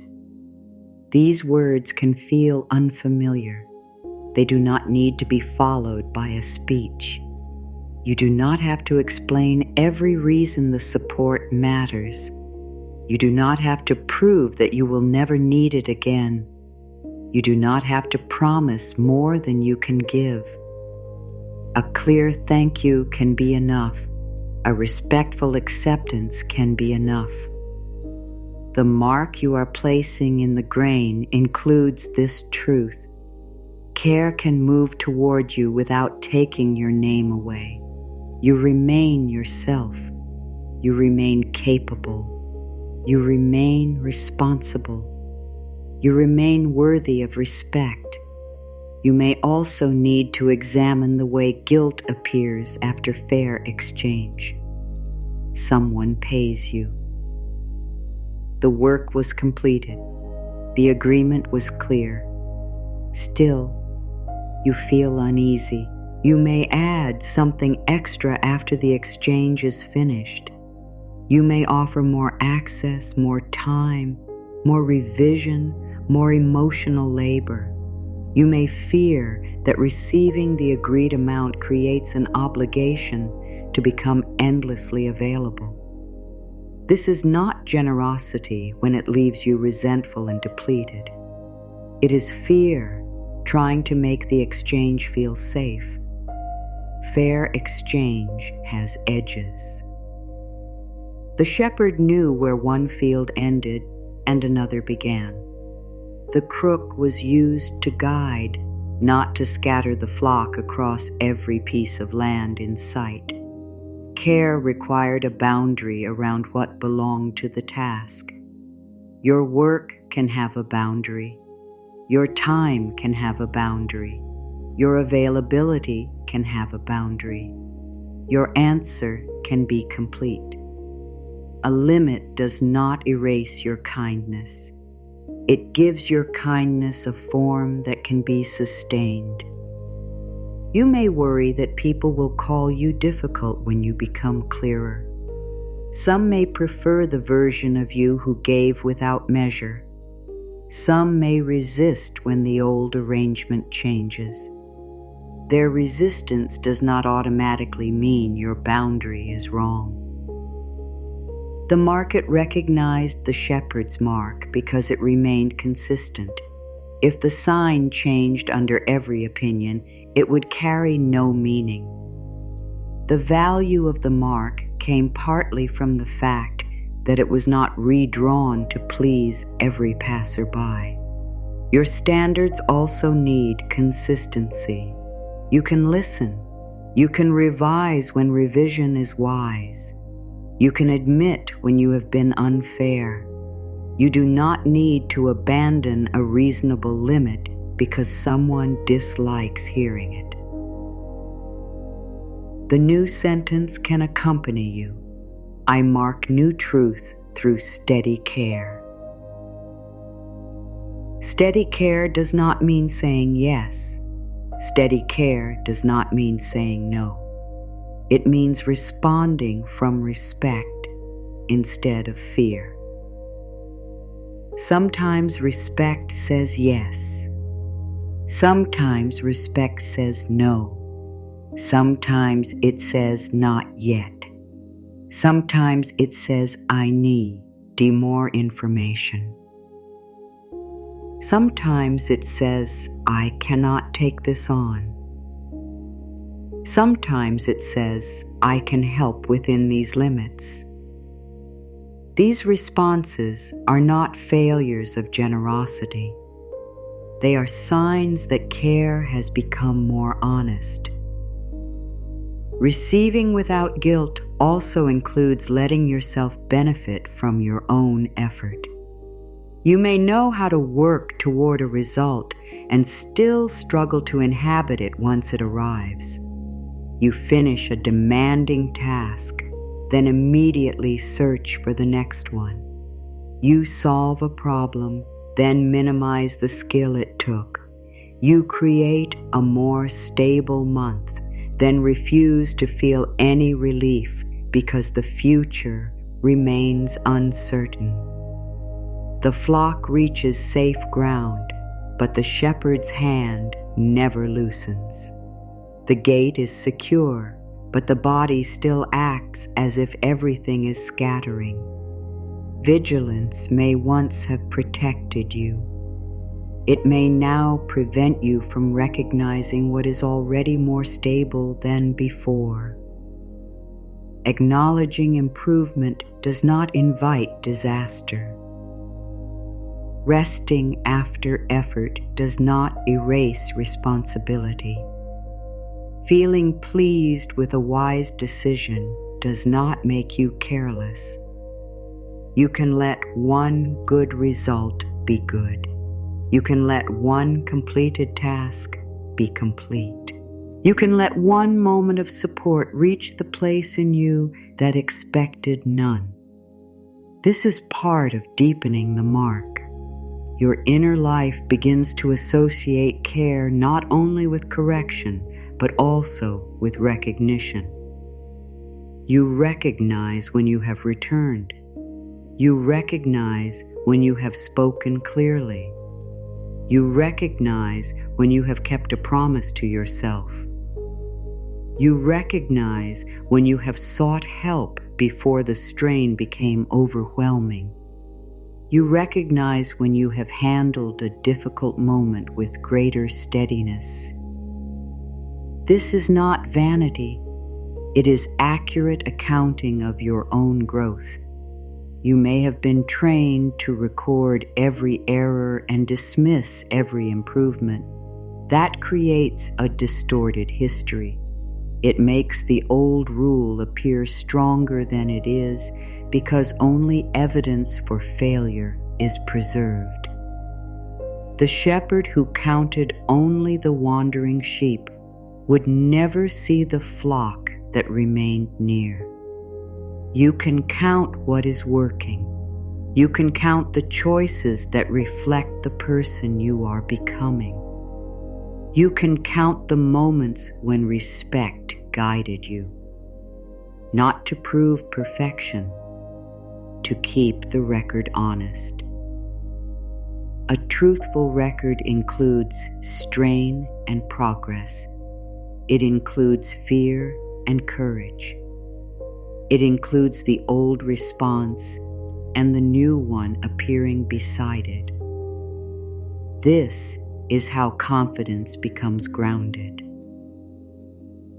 You do not tell yourself that everything is easy. You see that you are becoming more able to meet what is difficult. You do not tell yourself that no challenge can unsettle you. You see that being unsettled no longer ends the process. You do not tell yourself that every decision will be correct. You see that you can review, repair, and learn. Grounded confidence is not a prediction. It is trust in your willingness to return. The shepherd's mark carried this kind of trust. It did not describe weather. It described responsibility. It did not announce what the market would do. It identified the hand that would continue tending what had been entrusted to it. Your words can do the same. They can identify your commitment to look, your commitment to learn, your commitment to ask, your commitment to set limits, your commitment to accept respectful support, your commitment to keep dignity present in practical matters. This kind of inner language does not separate reflection from action. It joins them. An affirmation walks beside the budget. It walks beside the appointment. It walks beside the conversation. It walks beside the application. It walks beside the lesson. It walks beside the request for guidance. It does not replace any of them. A person can repeat beautiful words and continue avoiding every practical step. The words then become a cover over the grain rather than a mark within it. The purpose here is different. The sentence helps you meet the step. It helps you remain present while taking it. It helps you refuse the old conclusion that needing a plan means you have failed. A plan is care. Information is care. A qualified advisor can be care. A boundary is care. A correction is care. A thoughtful delay can be care. You do not need to make every decision alone in order for the decision to belong to you. You can gather sound information and still choose. You can listen to expertise and still ask questions. You can receive guidance and still remain responsible for understanding what you agree to. Your crook remains in your hand. Support does not remove the mark. It can help you carry it with greater wisdom. There may be situations where the pressure is serious. There may be overdue obligations, legal concerns, complex contracts, debt, housing strain, work instability, or choices with lasting consequences.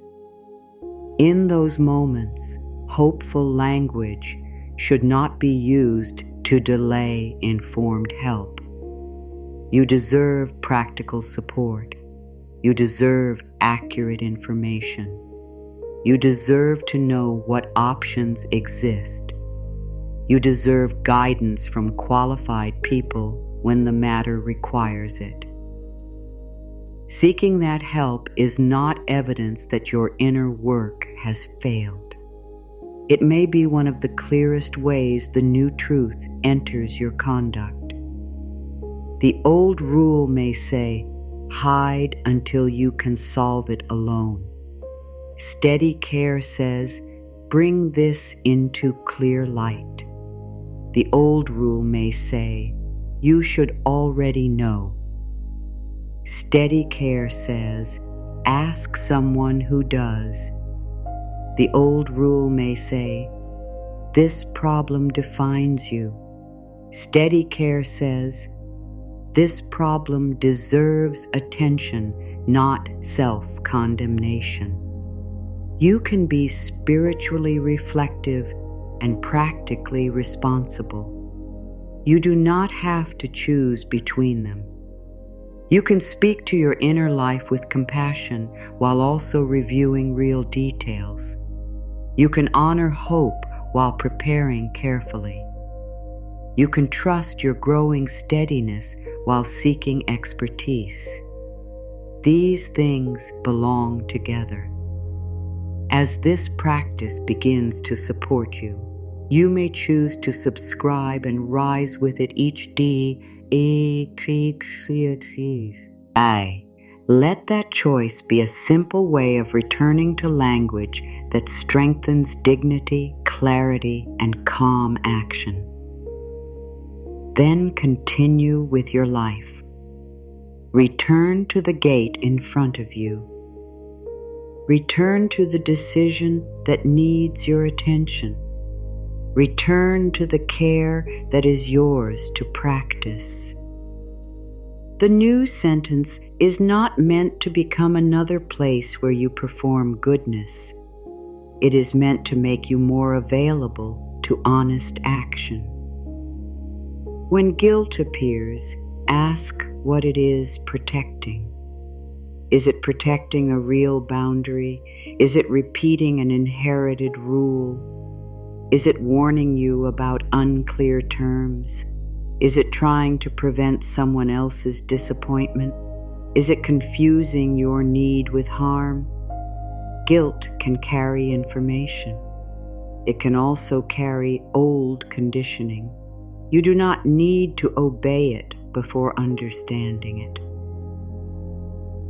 Suppose you are offered an opportunity that could help you grow. Part of you is interested. Another part says you are not ready enough, experienced enough, or deserving enough. You can examine the actual requirements. You can ask what support is available. You can identify what you know and what you need to learn. You can decide from evidence rather than self-rejection. The answer may still be no. A clear no is different from a frightened disappearance. The answer may be yes. A thoughtful yes is different from proving yourself through overcommitment.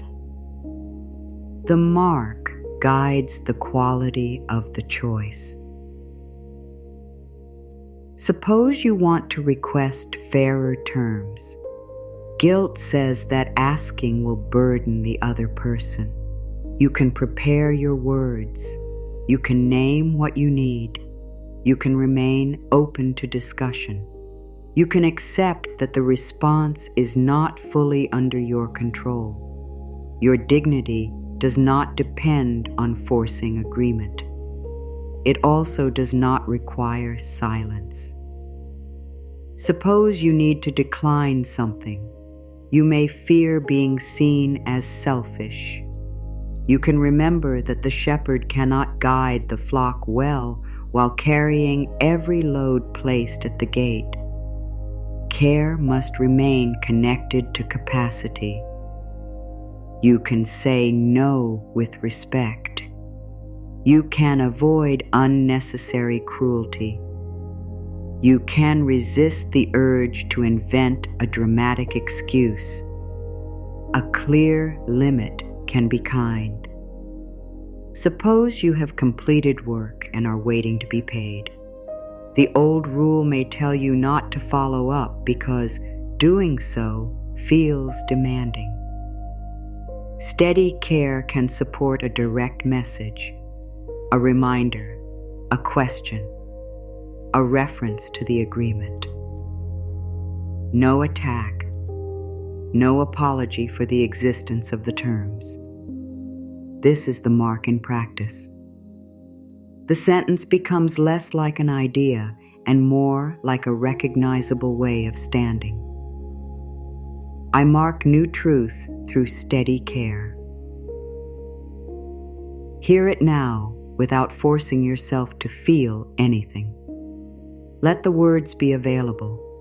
Let them sit where the old instruction used to take control. I mark new truth through steady care. You do not need to prove the sentence. You can practice it. I mark new truth through steady care. The truth grows more familiar each time you remain with yourself. Guilt may still rise. Let it rise without handing it the crook. Fear may still speak. Let it speak without choosing the road alone. An old family rule may still sound convincing. Let it be heard and examined. You are not required to erase the past. You are responsible for deciding what continues. There is a quiet dignity in this responsibility.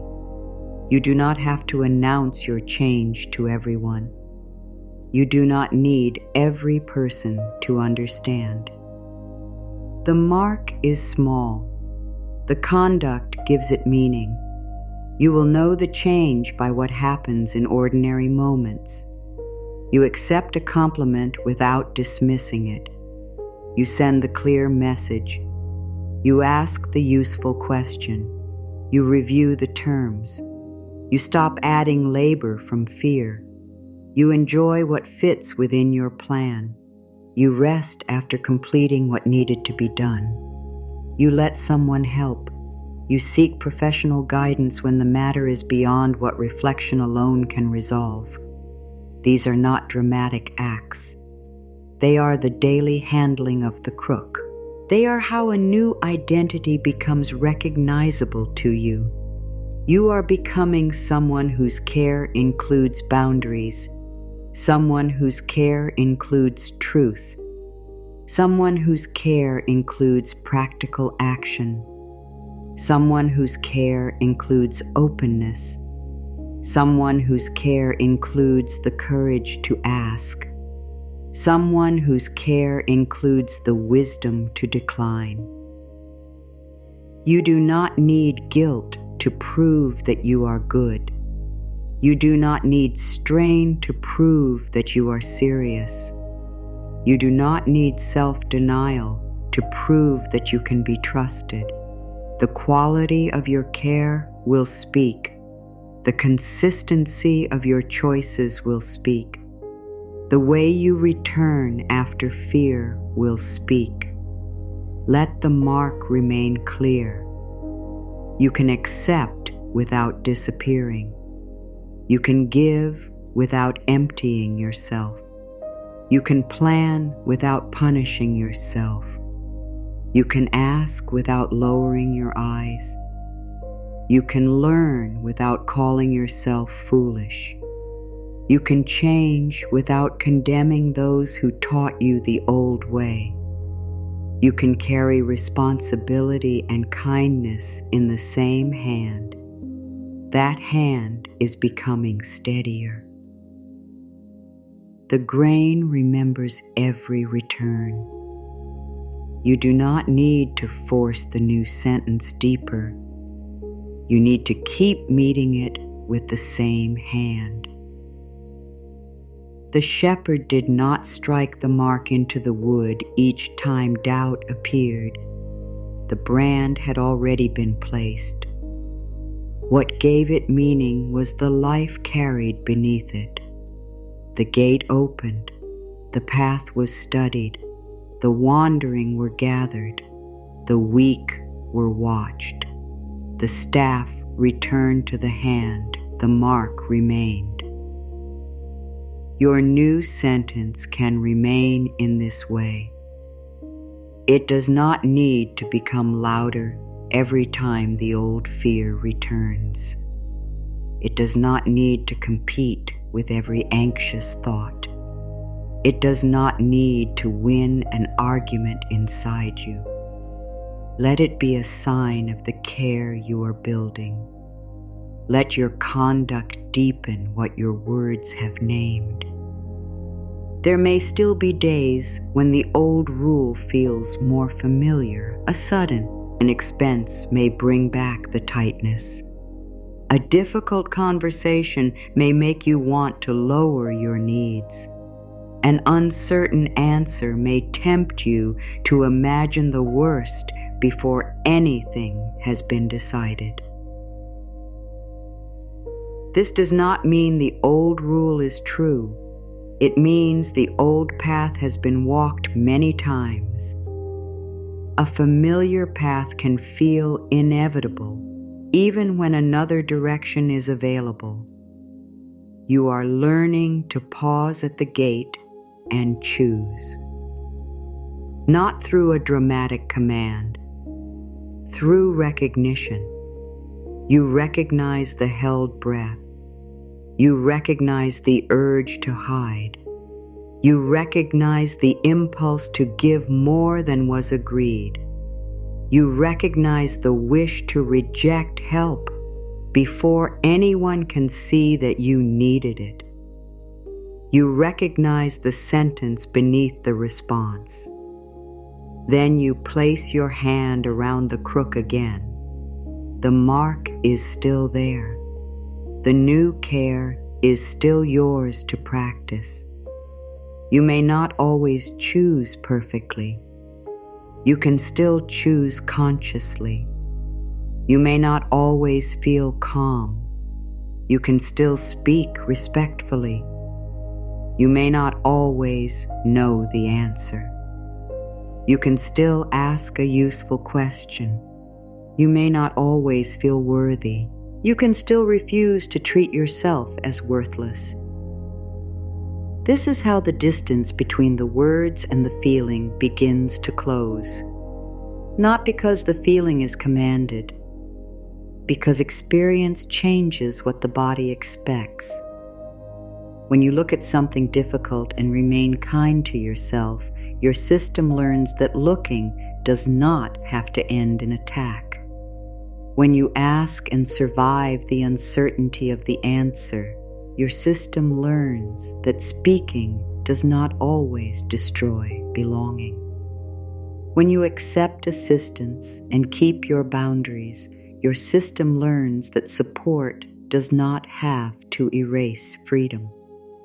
When you rest and return with clearer attention, your system learns that responsibility does not require endless strain. This learning is quiet. It may not feel powerful while it is happening. The market did not study the crook each day and announce that the brand had become more meaningful.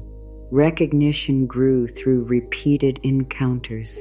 People saw the same sign carried with the same care. They learned what stood behind it. You are learning what stands behind your own words. The sentence is no longer only something you say. It is becoming the way you gather yourself. It is becoming the way you return after fear. It is becoming the way you correct without humiliating. It is becoming the way you make room for both caution and hope. The old pattern may have asked you to choose one extreme. Either trust everything or trust nothing. Either give without limit or close your hand completely. Either feel certain or do not act. Either be fully healed or assume nothing has changed. Steady care lives between these extremes. It examines, it listens, it checks the gate, it studies the road, it keeps what is useful, it declines what is not. You are not becoming careless. You are becoming less governed by alarm. You are not becoming passive. You are becoming more available to clear action. You are not lowering your standards. You are removing cruelty from the way you uphold them. This gives the new language somewhere to live. A sentence cannot settle in a place where every mistake becomes proof against it. It settles where mistakes are reviewed, repaired, and released. It settles where progress is recorded. It settles where small acts of dignity are not dismissed. You can begin recording those acts now. Not on paper if that is not your practice. In attention. You can let yourself know when you have responded differently. You can say, I saw that. You can say, That was more honest. You can say, I stayed. You can say, I asked. You can say, I did not abandon myself. This is not self-praise for its own sake.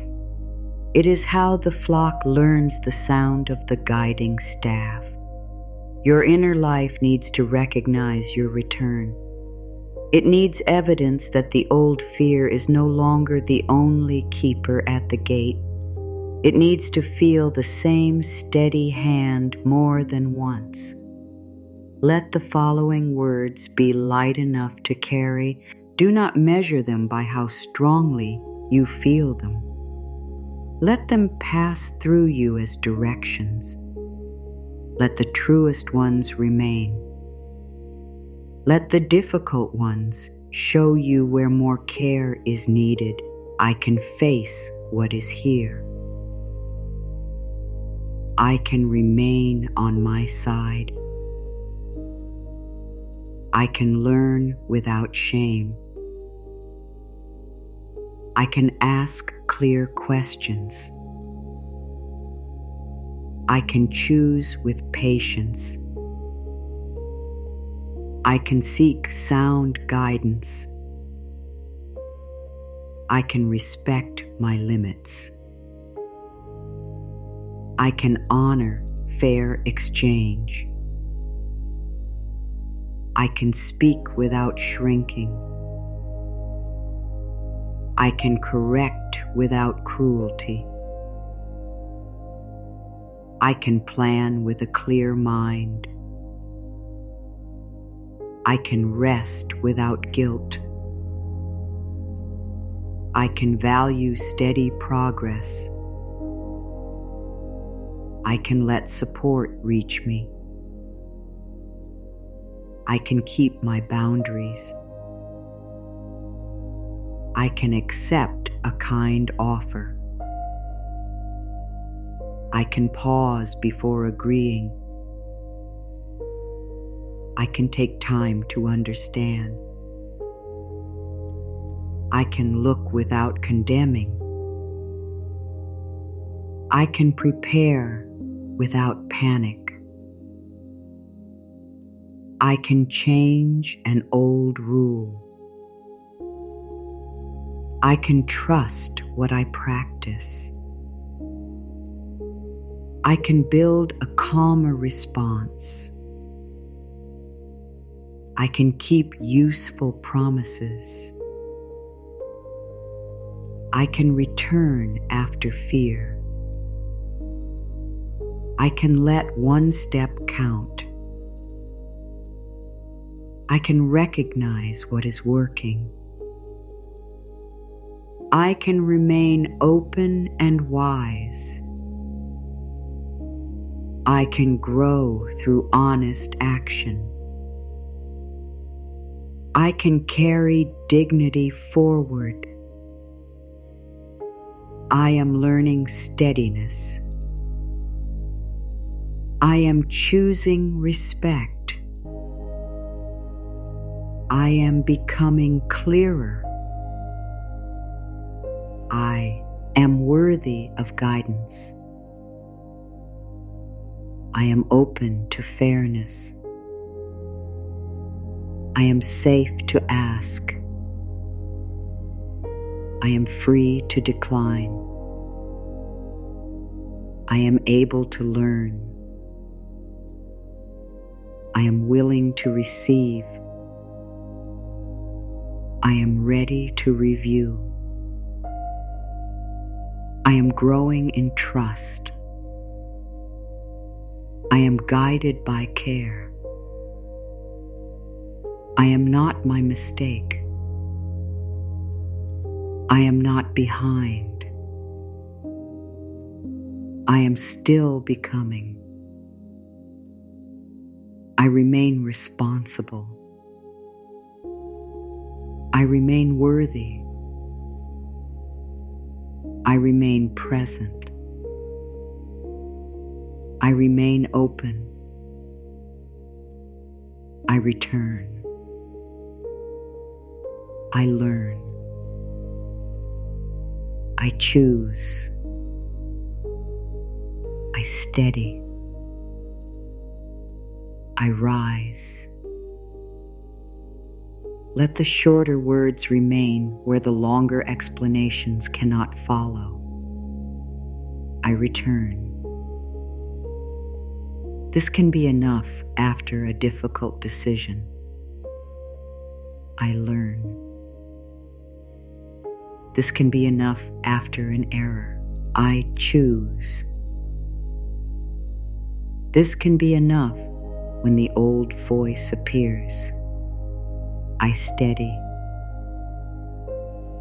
This can be enough when your body expects danger. I rise. This can be enough when shame asks you to stay small. These words do not claim that every road is easy. They name the movement of the hand. The crook is lifted. The path is studied. The flock is gathered. The gate is approached with attention. There is no need to rush. The shepherd's steadiness was not measured by speed. It was measured by the ability to keep care connected to direction. You can move slowly and still be moving. You can reconsider and still be responsible. You can seek more information and still be capable. You can change your mind when new facts appear. You can admit that a choice did not serve you. You can make another choice. No single moment carries the authority to define your entire relationship with yourself. The mark remains larger than one mistake because the mark represents the care you return to.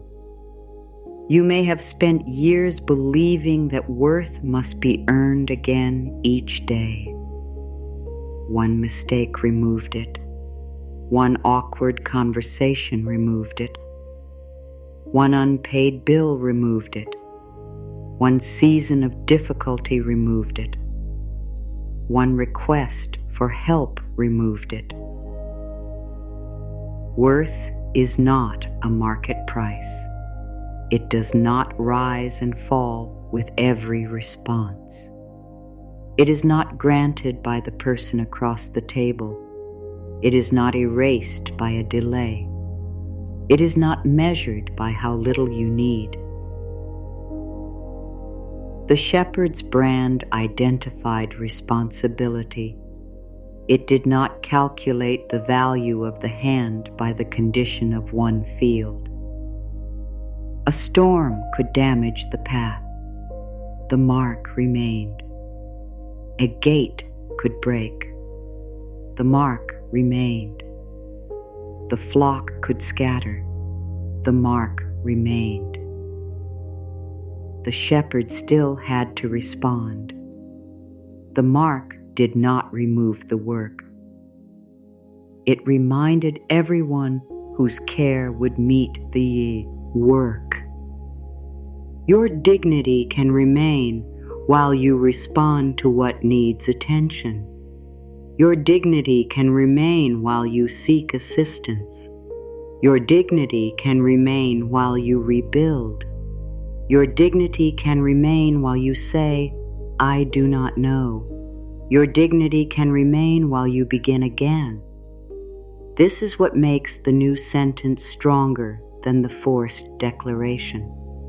It does not depend on pretending that the field is perfect. It depends on remembering the care under which the field is held. You may not feel ready for a large statement about prosperity. You can be ready for a smaller truth about stewardship. You can care for what is in your hands. You can learn how to handle what you do not understand. You can ask how to protect what matters. You can make room for support. You can stop confusing self-attack with wisdom. These truths do not promise a particular outcome. They prepare you to participate with greater clarity. Preparation is not a lesser form of progress. The crook was shaped before the journey. The mark was placed before the market recognized it. The hand learned the weight before the field required steadiness. You are preparing in the same quiet way. You are practicing language before the difficult conversation. You are strengthening a boundary before it is tested. You are learning to accept help before a larger need appears. You are building the habit of looking before avoidance becomes costly. You are becoming familiar with respectful self-talk before the next mistake asks you to return to shame. Nothing about this is passive. Preparation is work that does not always receive public recognition. No one may see you open the document you feared. No one may know that you sent the message without apologizing. No one may hear the way you corrected the old insult before it became a spiral. No one may notice that you accepted a compliment and let it remain. The market does not need to witness every act for the mark to deepen. Your own inner life witnesses it. It learns. It adjusts. It begins expecting a different kind of care. At first, the old voice may still arrive before the new one. Later, they may arrive together. Then the new one may begin arriving sooner. Eventually, respect may become the first response more often. This is how a pattern changes.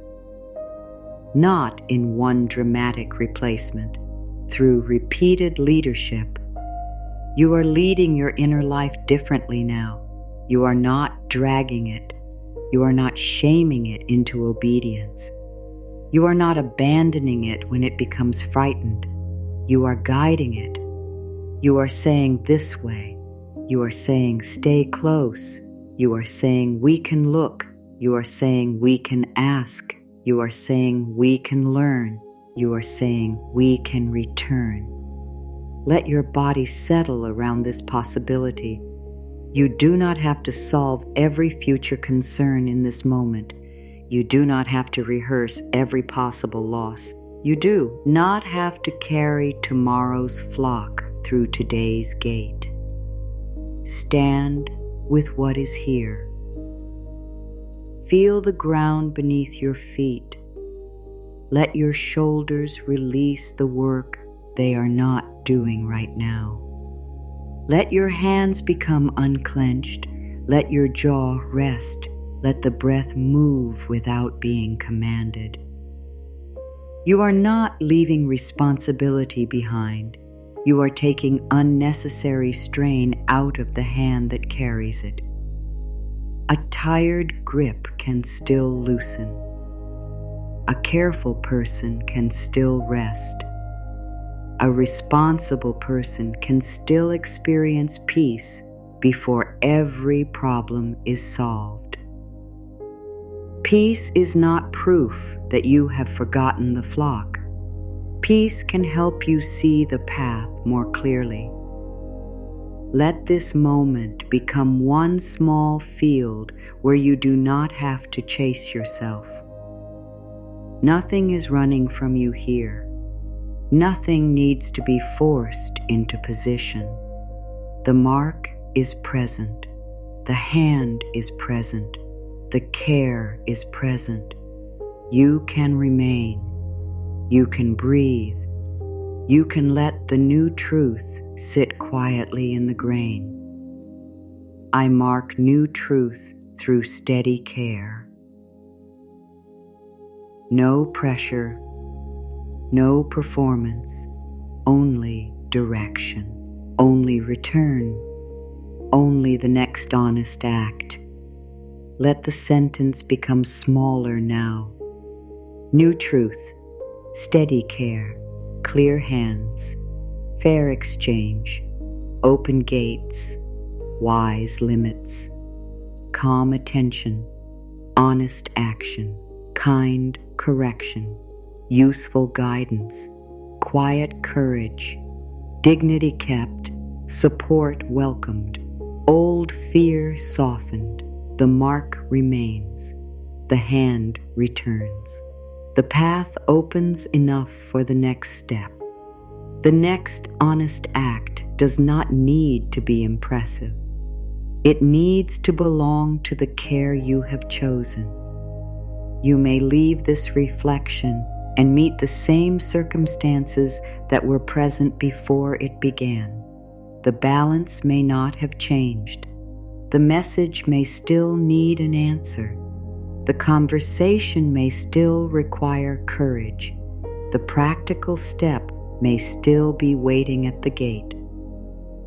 The difference is not that the field has transformed while you were listening. The difference is that you can meet the field with another hand. The old hand gripped through fear. It believed pressure was the only way to remain alert.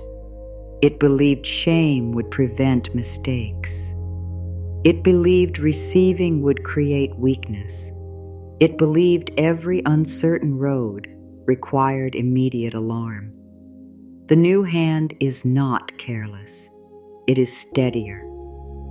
It knows that a tight grip can reduce feeling. It knows that panic can make a narrow path appear even narrower.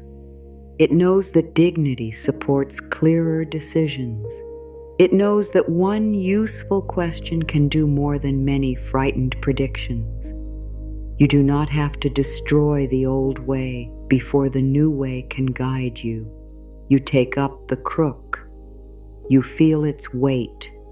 You remember the mark. Then you choose how to carry it. There will be moments when you forget. The old instruction may return so quickly that you follow it before you recognize what happened. You may agree too soon. You may avoid looking. You may reject support. You may criticize yourself with words you thought you had EFT behind. Do not turn forgetting into another brand of shame. Return. The shepherd did not abandon the entire flock because one animal wandered beyond the usual line. Care moved toward what had strayed. The crook extended. The direction was restored. The journey continued. Your return can be just as practical. You can revise the message. You can ask for more time. You can reopen the document. You can clarify the agreement. You can apologize without humiliating yourself. You can restore the boundary. You can seek help after trying alone. A delayed return is still a return. A repaired choice still teaches you. A difficult lesson can still become part of the new history beneath the mark. You are not trying to create a record without errors. You are creating a record in which care remains present when errors occur. That record is more believable than perfection. Perfection cannot guide you because it leaves no room for being human. It turns every ordinary weakness into disqualification. It makes the new sentence usable only on your best days. Steady care belongs to every day. It belongs to the day when you feel capable. It belongs to the day when you feel uncertain. It belongs to the day when a plan works. It belongs to the day when you need to make another plan. It belongs to the day when you accept support. It belongs to the day when pride closes the gate and you later open it again. This is how trust becomes durable. You learn that you will not disappear when the situation becomes uncomfortable. You learn that fear can rise without ending the conversation. You learn that practical action can continue even when your emotions are not perfectly settled. The sentence becomes believable because it survives contact with your real life. I mark new truth through steady care. Let it meet the part of you that still says, I do not know whether I can change. You do not need to prove a lifetime of change. You can change the next response. Let it meet the part that says, I have already made too many mistakes. Mistakes do not remove your capacity to practice wiser care now. Let it meet the part that says, no one recognizes what I am trying to do. The mark can deepen before the market recognizes it. Let it meet the part that says, I am tired of beginning again. You are not beginning from nothing. You are returning with knowledge. Every return carries memory. You know more about what triggers the old rule. You know more about what kind of language creates resistance. You know more about the boundaries that need support. You know more about when practical guidance is necessary. You know more about the difference between caution and punishment. This knowledge belongs to the crook now. It is part of the worn grain. It is part of the place where your hand rests. You do not lose it because one day becomes difficult. The staff shows signs of use because it has served through real journeys. Your inner work will also show signs of use. It may not remain polished. It may become simpler. It may become less dramatic. It may become more honest. You may stop needing grand declarations because a quiet sentence now carries evidence. You may find yourself saying, I can handle the next step, and knowing what that means. It means you can look. It means you can ask. It means you can decline. It means you can learn. It means you can seek qualified help. It means you can keep your dignity while doing any of these things. The next step does not have to produce a perfect outcome in order to be worthy of respect. A wise choice can still meet an uncertain response. A clear request can still be refused. A careful plan can still need revision.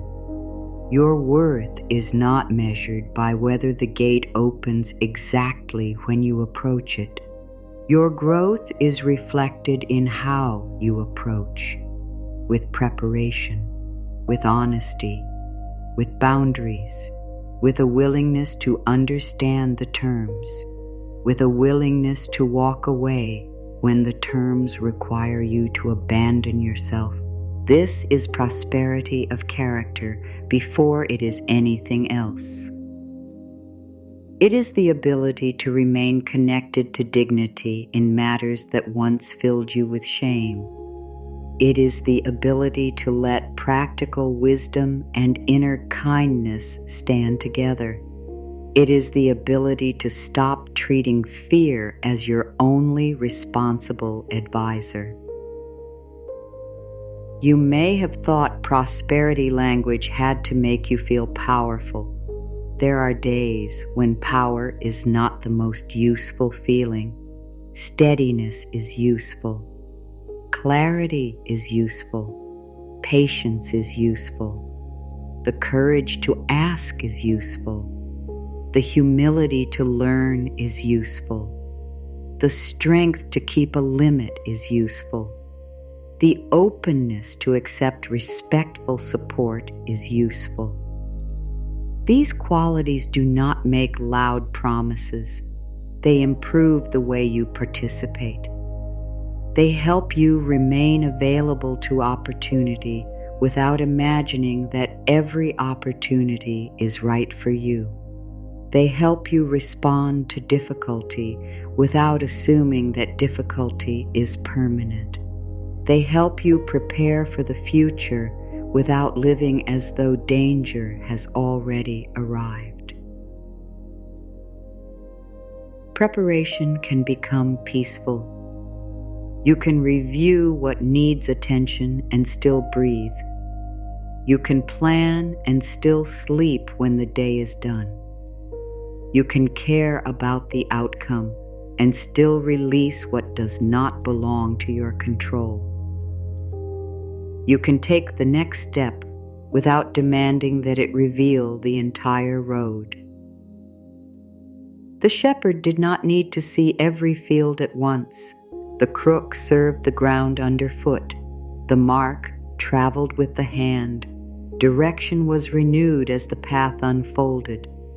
You can live this way. You can meet what is present. You can prepare for what is reasonably foreseeable. You can leave imagined disasters outside the gate until facts require attention. This is not denial. It is disciplined attention. You give your energy to what can be known, what can be asked, what can be decided, and what can be done. You stop paying every imagined future with today's peace. You stop treating worry as an advance payment on responsibility. You stop believing that suffering now will protect you from suffering later.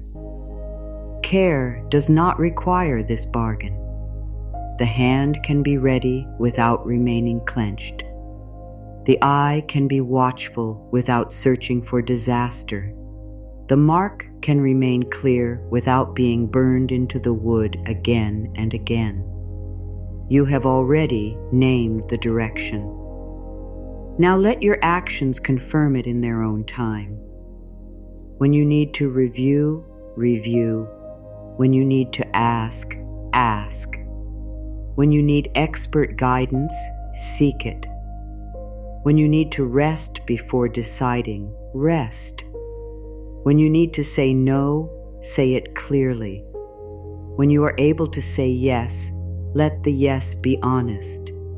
There is no single action that proves your worth. There is a pattern of care. That pattern is being formed. You can feel it in the way you no longer rush to condemn yourself. You can see it in the way you look for useful information. You can hear it in the way your voice becomes slower when stating a need. You can recognize it in the moment between an old fear and a new response. That moment may be brief. It is still a gate. You may choose the old path sometimes. The gate remains. You can return to it. You can choose again. This is why the new truth does not need to feel fully natural today. Naturalness grows through use. The crook fits the hand because the hand has carried it across many roads. The mark becomes familiar because it appears through many seasons. Carry the sentence through this season. Carry it without forcing emotion. Carry it without using it to judge your progress. Carry it as a reminder of the care you intend to keep. I mark new truth through steady care. You can speak it when you feel strong. You can speak it when you feel unconvinced. You can shorten it when the day is crowded. Steady care. You can return to the center of it when old shame becomes loud. New truth. You can remember the movement it asks from you. I mark. You are not waiting for someone else to place the sign. You are not waiting for perfect conditions to make respectful choices. You are not waiting for fear to disappear before asking a clear question. You are preparing through each act of honest care. This preparation is not hidden from your inner life. It is being recorded in the grain. The next time you meet a difficult number, the old reaction may still come. A second response can follow it. The next time you need support, discomfort may still appear. A clearer question can stand beside it. The next time you receive something good, guilt may still knock at the gate. You can check the terms and let gratitude answer. The next time you make a mistake, shame may still reach for the crook. You can keep the crook in your own hand. This is what readiness looks like, not the absence of every old feeling, the presence of a new response, not perfect confidence, a usable direct yin-yi, not a promise that nothing will go wrong, a promise that you will not make yourself wrong for being human. This promise deserves to be kept. It may be one of the most important forms of wealth you build, the ability to remain a trustworthy home for your own attention. When your attention is not consumed by constant self-attack, you can use it more wisely. You can study, you can compare, you can prepare, you can create, you can listen, you can recover. You can recognize when an opportunity fits. You can recognize when an agreement does not. You can recognize when fear is offering useful caution. You can recognize when fear is repeating an old family rule. This is not instant mastery. It is growing discernment. Discernment does not shout. It looks closely. It asks what is true. It asks what is assumed. It asks what is needed. It asks what support belongs here. Then it chooses with the best understanding available. You can forgive yourself for not always having that understanding earlier. You made choices with the knowledge, pressure, and capacity you had. You can learn without rewriting your whole history as failure. You can acknowledge consequences without turning consequence into identity. You can make amends where needed. You can build new habits. You can keep moving. The shepherd's mark did not erase the rough places in the wood. The scratches remained. The weathering remained. The crook was not less trustworthy because it showed the journey. Your history does not make you unfit for new care. It gives you places where care can become more precise. You know where your hand slips. You know where the road narrows. You know which gates make you anxious. You know where support would help. Use that knowledge kindly. Preparation is not punishment for having struggled. It is respect for what you now understand. There is another part of preparation that can be easy to overlook. You are learning to recognize enoughness without using it to silence desire. Enoughness does not mean you stop growing. It means you stop treating the present as worthless while growth is still unfolding. The shepherd could care for the flock that stood in the field while still preparing for the next season. Attention to what was present did not cancel the work ahead. It made the work ahead possible. You can appreciate what supports you now and still seek better conditions. You can respect your current capacity and still develop new skill. You can feel thankful for one form of help and still name what remains unmet. You can experience a moment of ease without pretending every concern has ended. This balance keeps desire from becoming contempt. When every hope is built on rejection of the present, you carry hostility into the very future you are trying to create. You tell yourself that life can begin only after you cross a certain gate. You refuse the small forms of care available now because they do not loot, like the final field. Steady care does not postpone your humanity. It lets you drink when water is available. It lets you rest when the flock is safely gathered. It lets you repair the worn place in the crook before the next long road. It lets one useful thing be useful. You are not betraying ambition when you stop to recognize support. You are building the capacity to use support wisely. You are teaching your inner life that growth does not require constant rejection of where you stand. A person who can acknowledge enoughness often makes clearer choices. There is less urgency to accept every offer. There is less pressure to prove value through exhaustion. There is more room to examine whether a path truly fits. Enoughness can protect a boundary. It can say, I do not have to take unclear terms because I'm afraid no other gate will open. It can say, I can consider this carefully. It can say, my current season is not my final measure. It can say, I can grow without despising myself.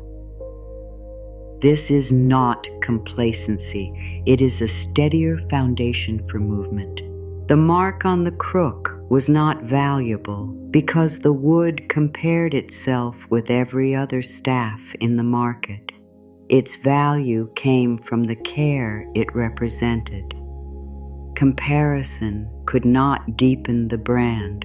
Only consistent use could do that. Your attention is better spent on the care you can practice than on the image another person presents. Their pace is not your path. Their visible result does not reveal their whole field. Their confidence does not define your readiness.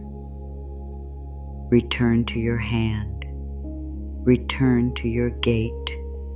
Return to the choice that belongs to this day. You can learn from others without using them as evidence against yourself.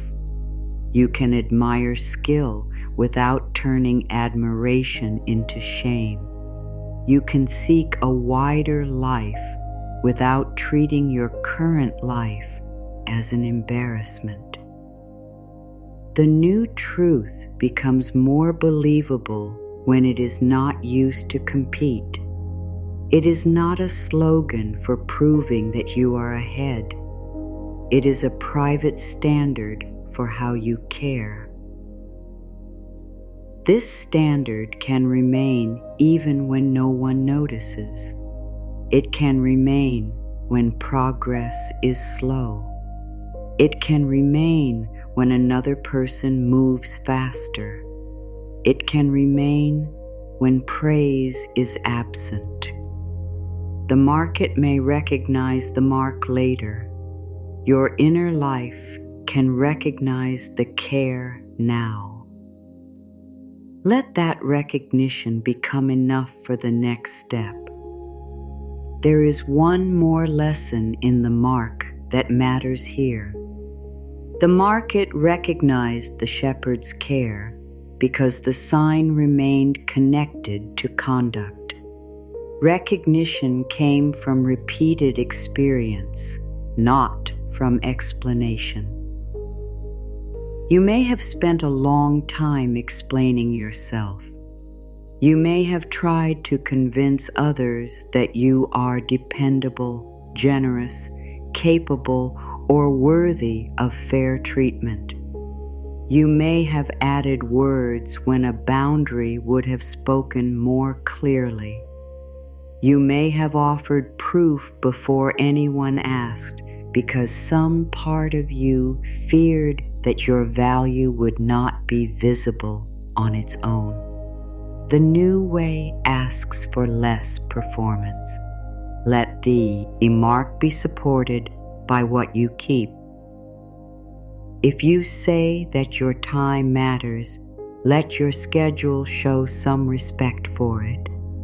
If you say that your work has value, let your agreements become clearer.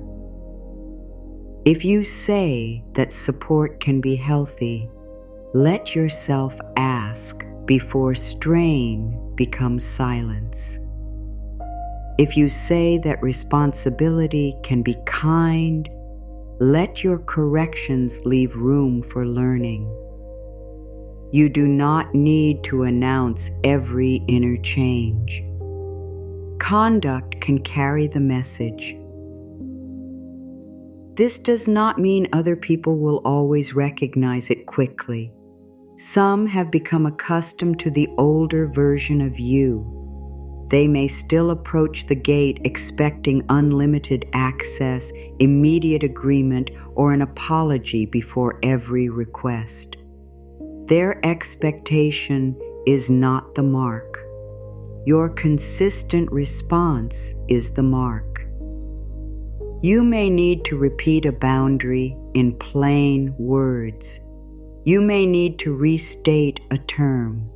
You may need to decline an arrangement that depends on you forgetting your own standards.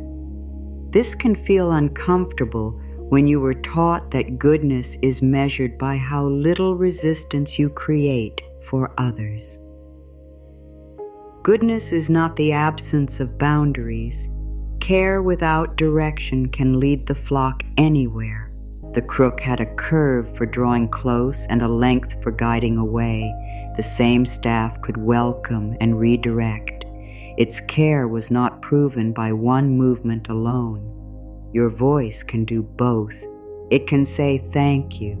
It can say, this does not work for me. It can say, I need clarification. It can say, I can offer this much. It can say, I am not available for that. A trustworthy voice is not endlessly agreeable. It is clear enough that your yes and your no both carry meaning. The old fear may tell you that clarity will make people leave. Some people may leave when the arrangement becomes fairer. That loss can hurt. It does not automatically mean the clearer version of you is wrong. A market that recognized the shepherd's mark also recognized what belonged under that care. The sign created distinction. It said this flock is not ownerless.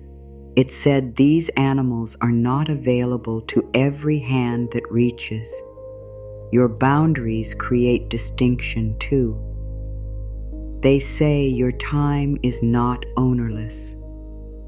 Your attention is not ownerless. Your labor is not ownerless. Your willingness to help is not an open field without a gate. This is not possession in a harsh sense. It is stewardship. You are taking responsibility for how your energy is used, where your effort goes, and what conditions support your well-being. Stewardship asks honest questions. What belongs to me here? What belongs to another person? What can I influence? What am I trying to control because uncertainty feels difficult? What help would make this clearer? What limit would keep care sustainable? These questions return you to your side of the gate. They keep you from carrying what another person must decide. They keep you from abandoning what is yours to address. You may be responsible for making the request. You are not responsible for forcing the answer. You may be responsible for stating the terms. You are not responsible for making everyone approve of them. You may be responsible for seeking information. You are not responsible for knowing what no one has taught you. You may be responsible for correcting a mistake. You are not responsible for living forever as the mistake. This distinction can release a great deal of strain from the hand. The old way may have confused responsibility with total control. It said that if you worried enough, explained enough, worked enough, or anticipated enough, you could prevent every difficult response. When reality refused that promise, you blamed yourself for not carrying the crook perfectly. No hand controls the entire field. Weather changes, gates wear down, roads become crowded, other people make choices. Conditions shift beyond your reach. Steady care responds without claiming command over everything. This is a humbler form of strength. It says, I will do what belongs to me. It says, I will seek help for what exceeds my knowledge. It says, I will not turn uncertainty into a verdict against my worth. It says, I will keep learning how to carry this well. The sentence becomes believable because it does not ask for impossible control. It asks for a quality of participation. I mark new truth through steady care. The truth is not that every gate will open. The truth is that you can approach without abandoning your voice. The truth is not that every exchange will be fair. The truth is that you can recognize unfairness sooner and choose your response. The truth is not that support will always arrive in the form you prefer. The truth is that you can become more willing to seek, examine, and accept respectful support. The truth is not that you will never feel guilt. The truth is that guilt no longer has to decide before you understand it. These are truths your life can test. They are close enough to action that evidence can gather beneath them.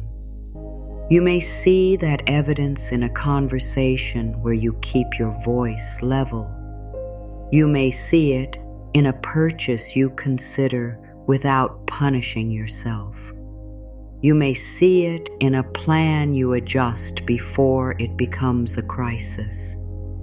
You may see it in a request for help made earlier than usual. You may see it in the decision to consult someone qualified instead of depending on hope alone.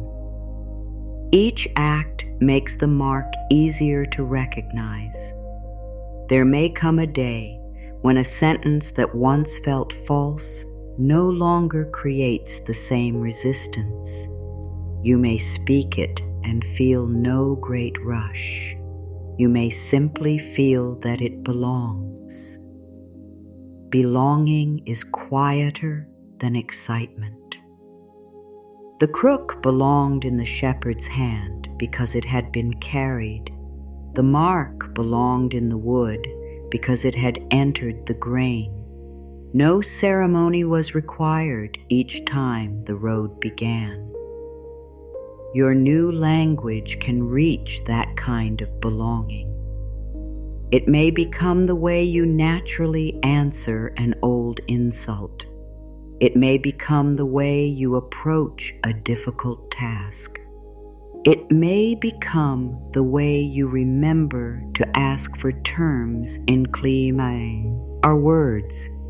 It may become the way you let yourself rest after responsible effort. This is why you do not need to judge the practice by the emotion of one day. A sentence can be useful before it feels natural. It can be true in direction before it feels established in identity. The mark was placed before the market had a history with it. Your chosen words can also come before full recognition. Give them conduct. Give them repair. Give them boundaries. Give them honest review. Give them the humility to seek information. Give them the courage to accept what is fair. This is how you stop trying to believe through force and begin learning through experience. Experience can teach the body what argument cannot. A respectful conversation can teach that speaking is survivable. A clear boundary can teach that discomfort does not equal danger. A kind correction can teach that responsibility does not require self-hatred. A well-chosen source of help can teach that guidance does not erase agency. A period of rest can teach that the flock does not scatter every time your grip loosens. These lessons enter slowly. Let slow be honorable. Wood is shaped through contact. A hand leaves smoothness over many journeys. Weather changes color over many seasons. The sign stays while the surface matures around it. You are maturing around the new truth. Not by pretending the old fear never existed, by carrying a wiser standard beside it.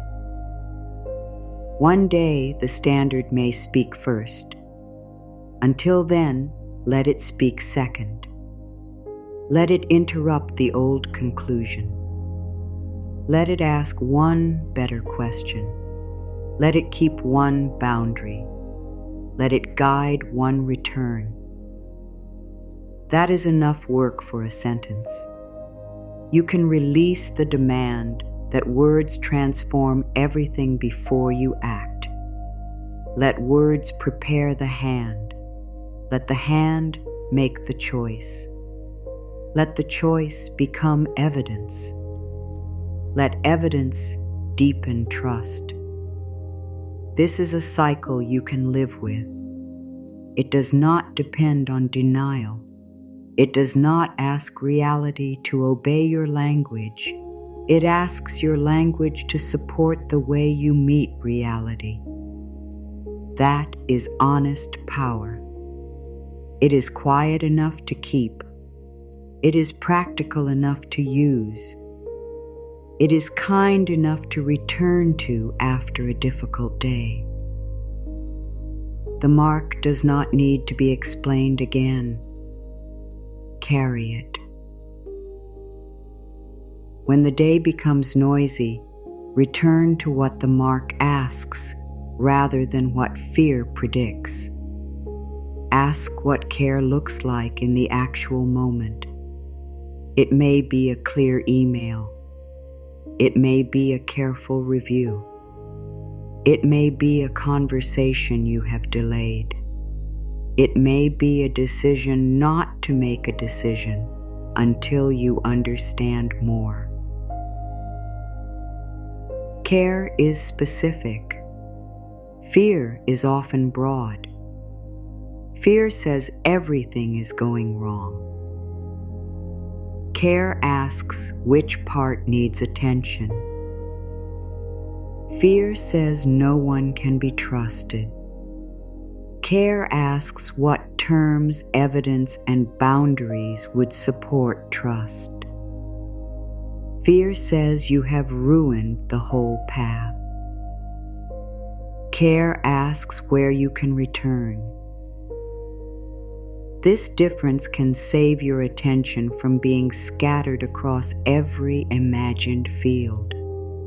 It brings the flock of your thoughts closer to what see and be tended now.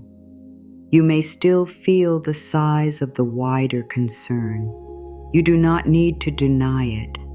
You can place your hand on the part within reach and begin there. One gate, one clear term, one source of guidance, one honest response. Not as a ritual, as a way of refusing to let the whole horizon become a single threat. The crook serves what is near enough to guide. Your attention can do the same. It can return from distant fear to present responsibility. Then the next part becomes visible. This is how steadiness protects your strength. It keeps you from spending all your energy on events that have not happened while neglecting the choice that is already in your hand. Carry the mark into that choice. Let the final rain fall without force. Let each line be an option, not a test. I meet facts with dignity. I keep care in my choices. I can learn what I need. I can ask before assuming. I can prepare without fear ruling me. I can honor my work. I can respect another person's limits. I can respect my own. I can welcome fair support. I can decline unclear terms. I can recover from mistakes. I can make thoughtful repairs. I can let progress be real. I can recognize a wiser response. I can carry calm into action. I can remain open to learning. I can choose dignity again. I can hold hope honestly. I can move with patience. I can keep the mark clear. My care has direction. My voice can be steady. My needs can be named. My limits can be honored. My choices can become wiser. My past can be understood. My future can remain open. Support can be respectful. Responsibility can be kind. Planning can be peaceful. Correction can be humane. Fairness can feel familiar. Clarity can guide me. Dignity stays. Care remains. Truth deepens. The mark holds. The hand steadies. The gate opens. The path continues. You do not need to hurry through these words. Let the ones that belong to you stay close. Let the others pass without judgment. You are not being tested. You are being invited into a more honest way of carrying yourself. The field may still ask for work. The market may still be uncertain. The road may still change. The mark can remain. Your care can remain. Your dignity can remain. Take the sentence with you, not as a claim about what must happen, as a vow about how you will meet what happens. I keep my mark through steady care. Let that vow enter the grain through ordinary choices. Let it appear in the message you send. Let it appear in the question you ask. Let it appear in the boundary you keep. Let it appear in the help you accept. Let it appear in the practical step you take. No spectacle, no force, no false certainty, a clear mark, a steady hand, a cared-for path. Keep rising. Life is with you. The hand you trust is already yours.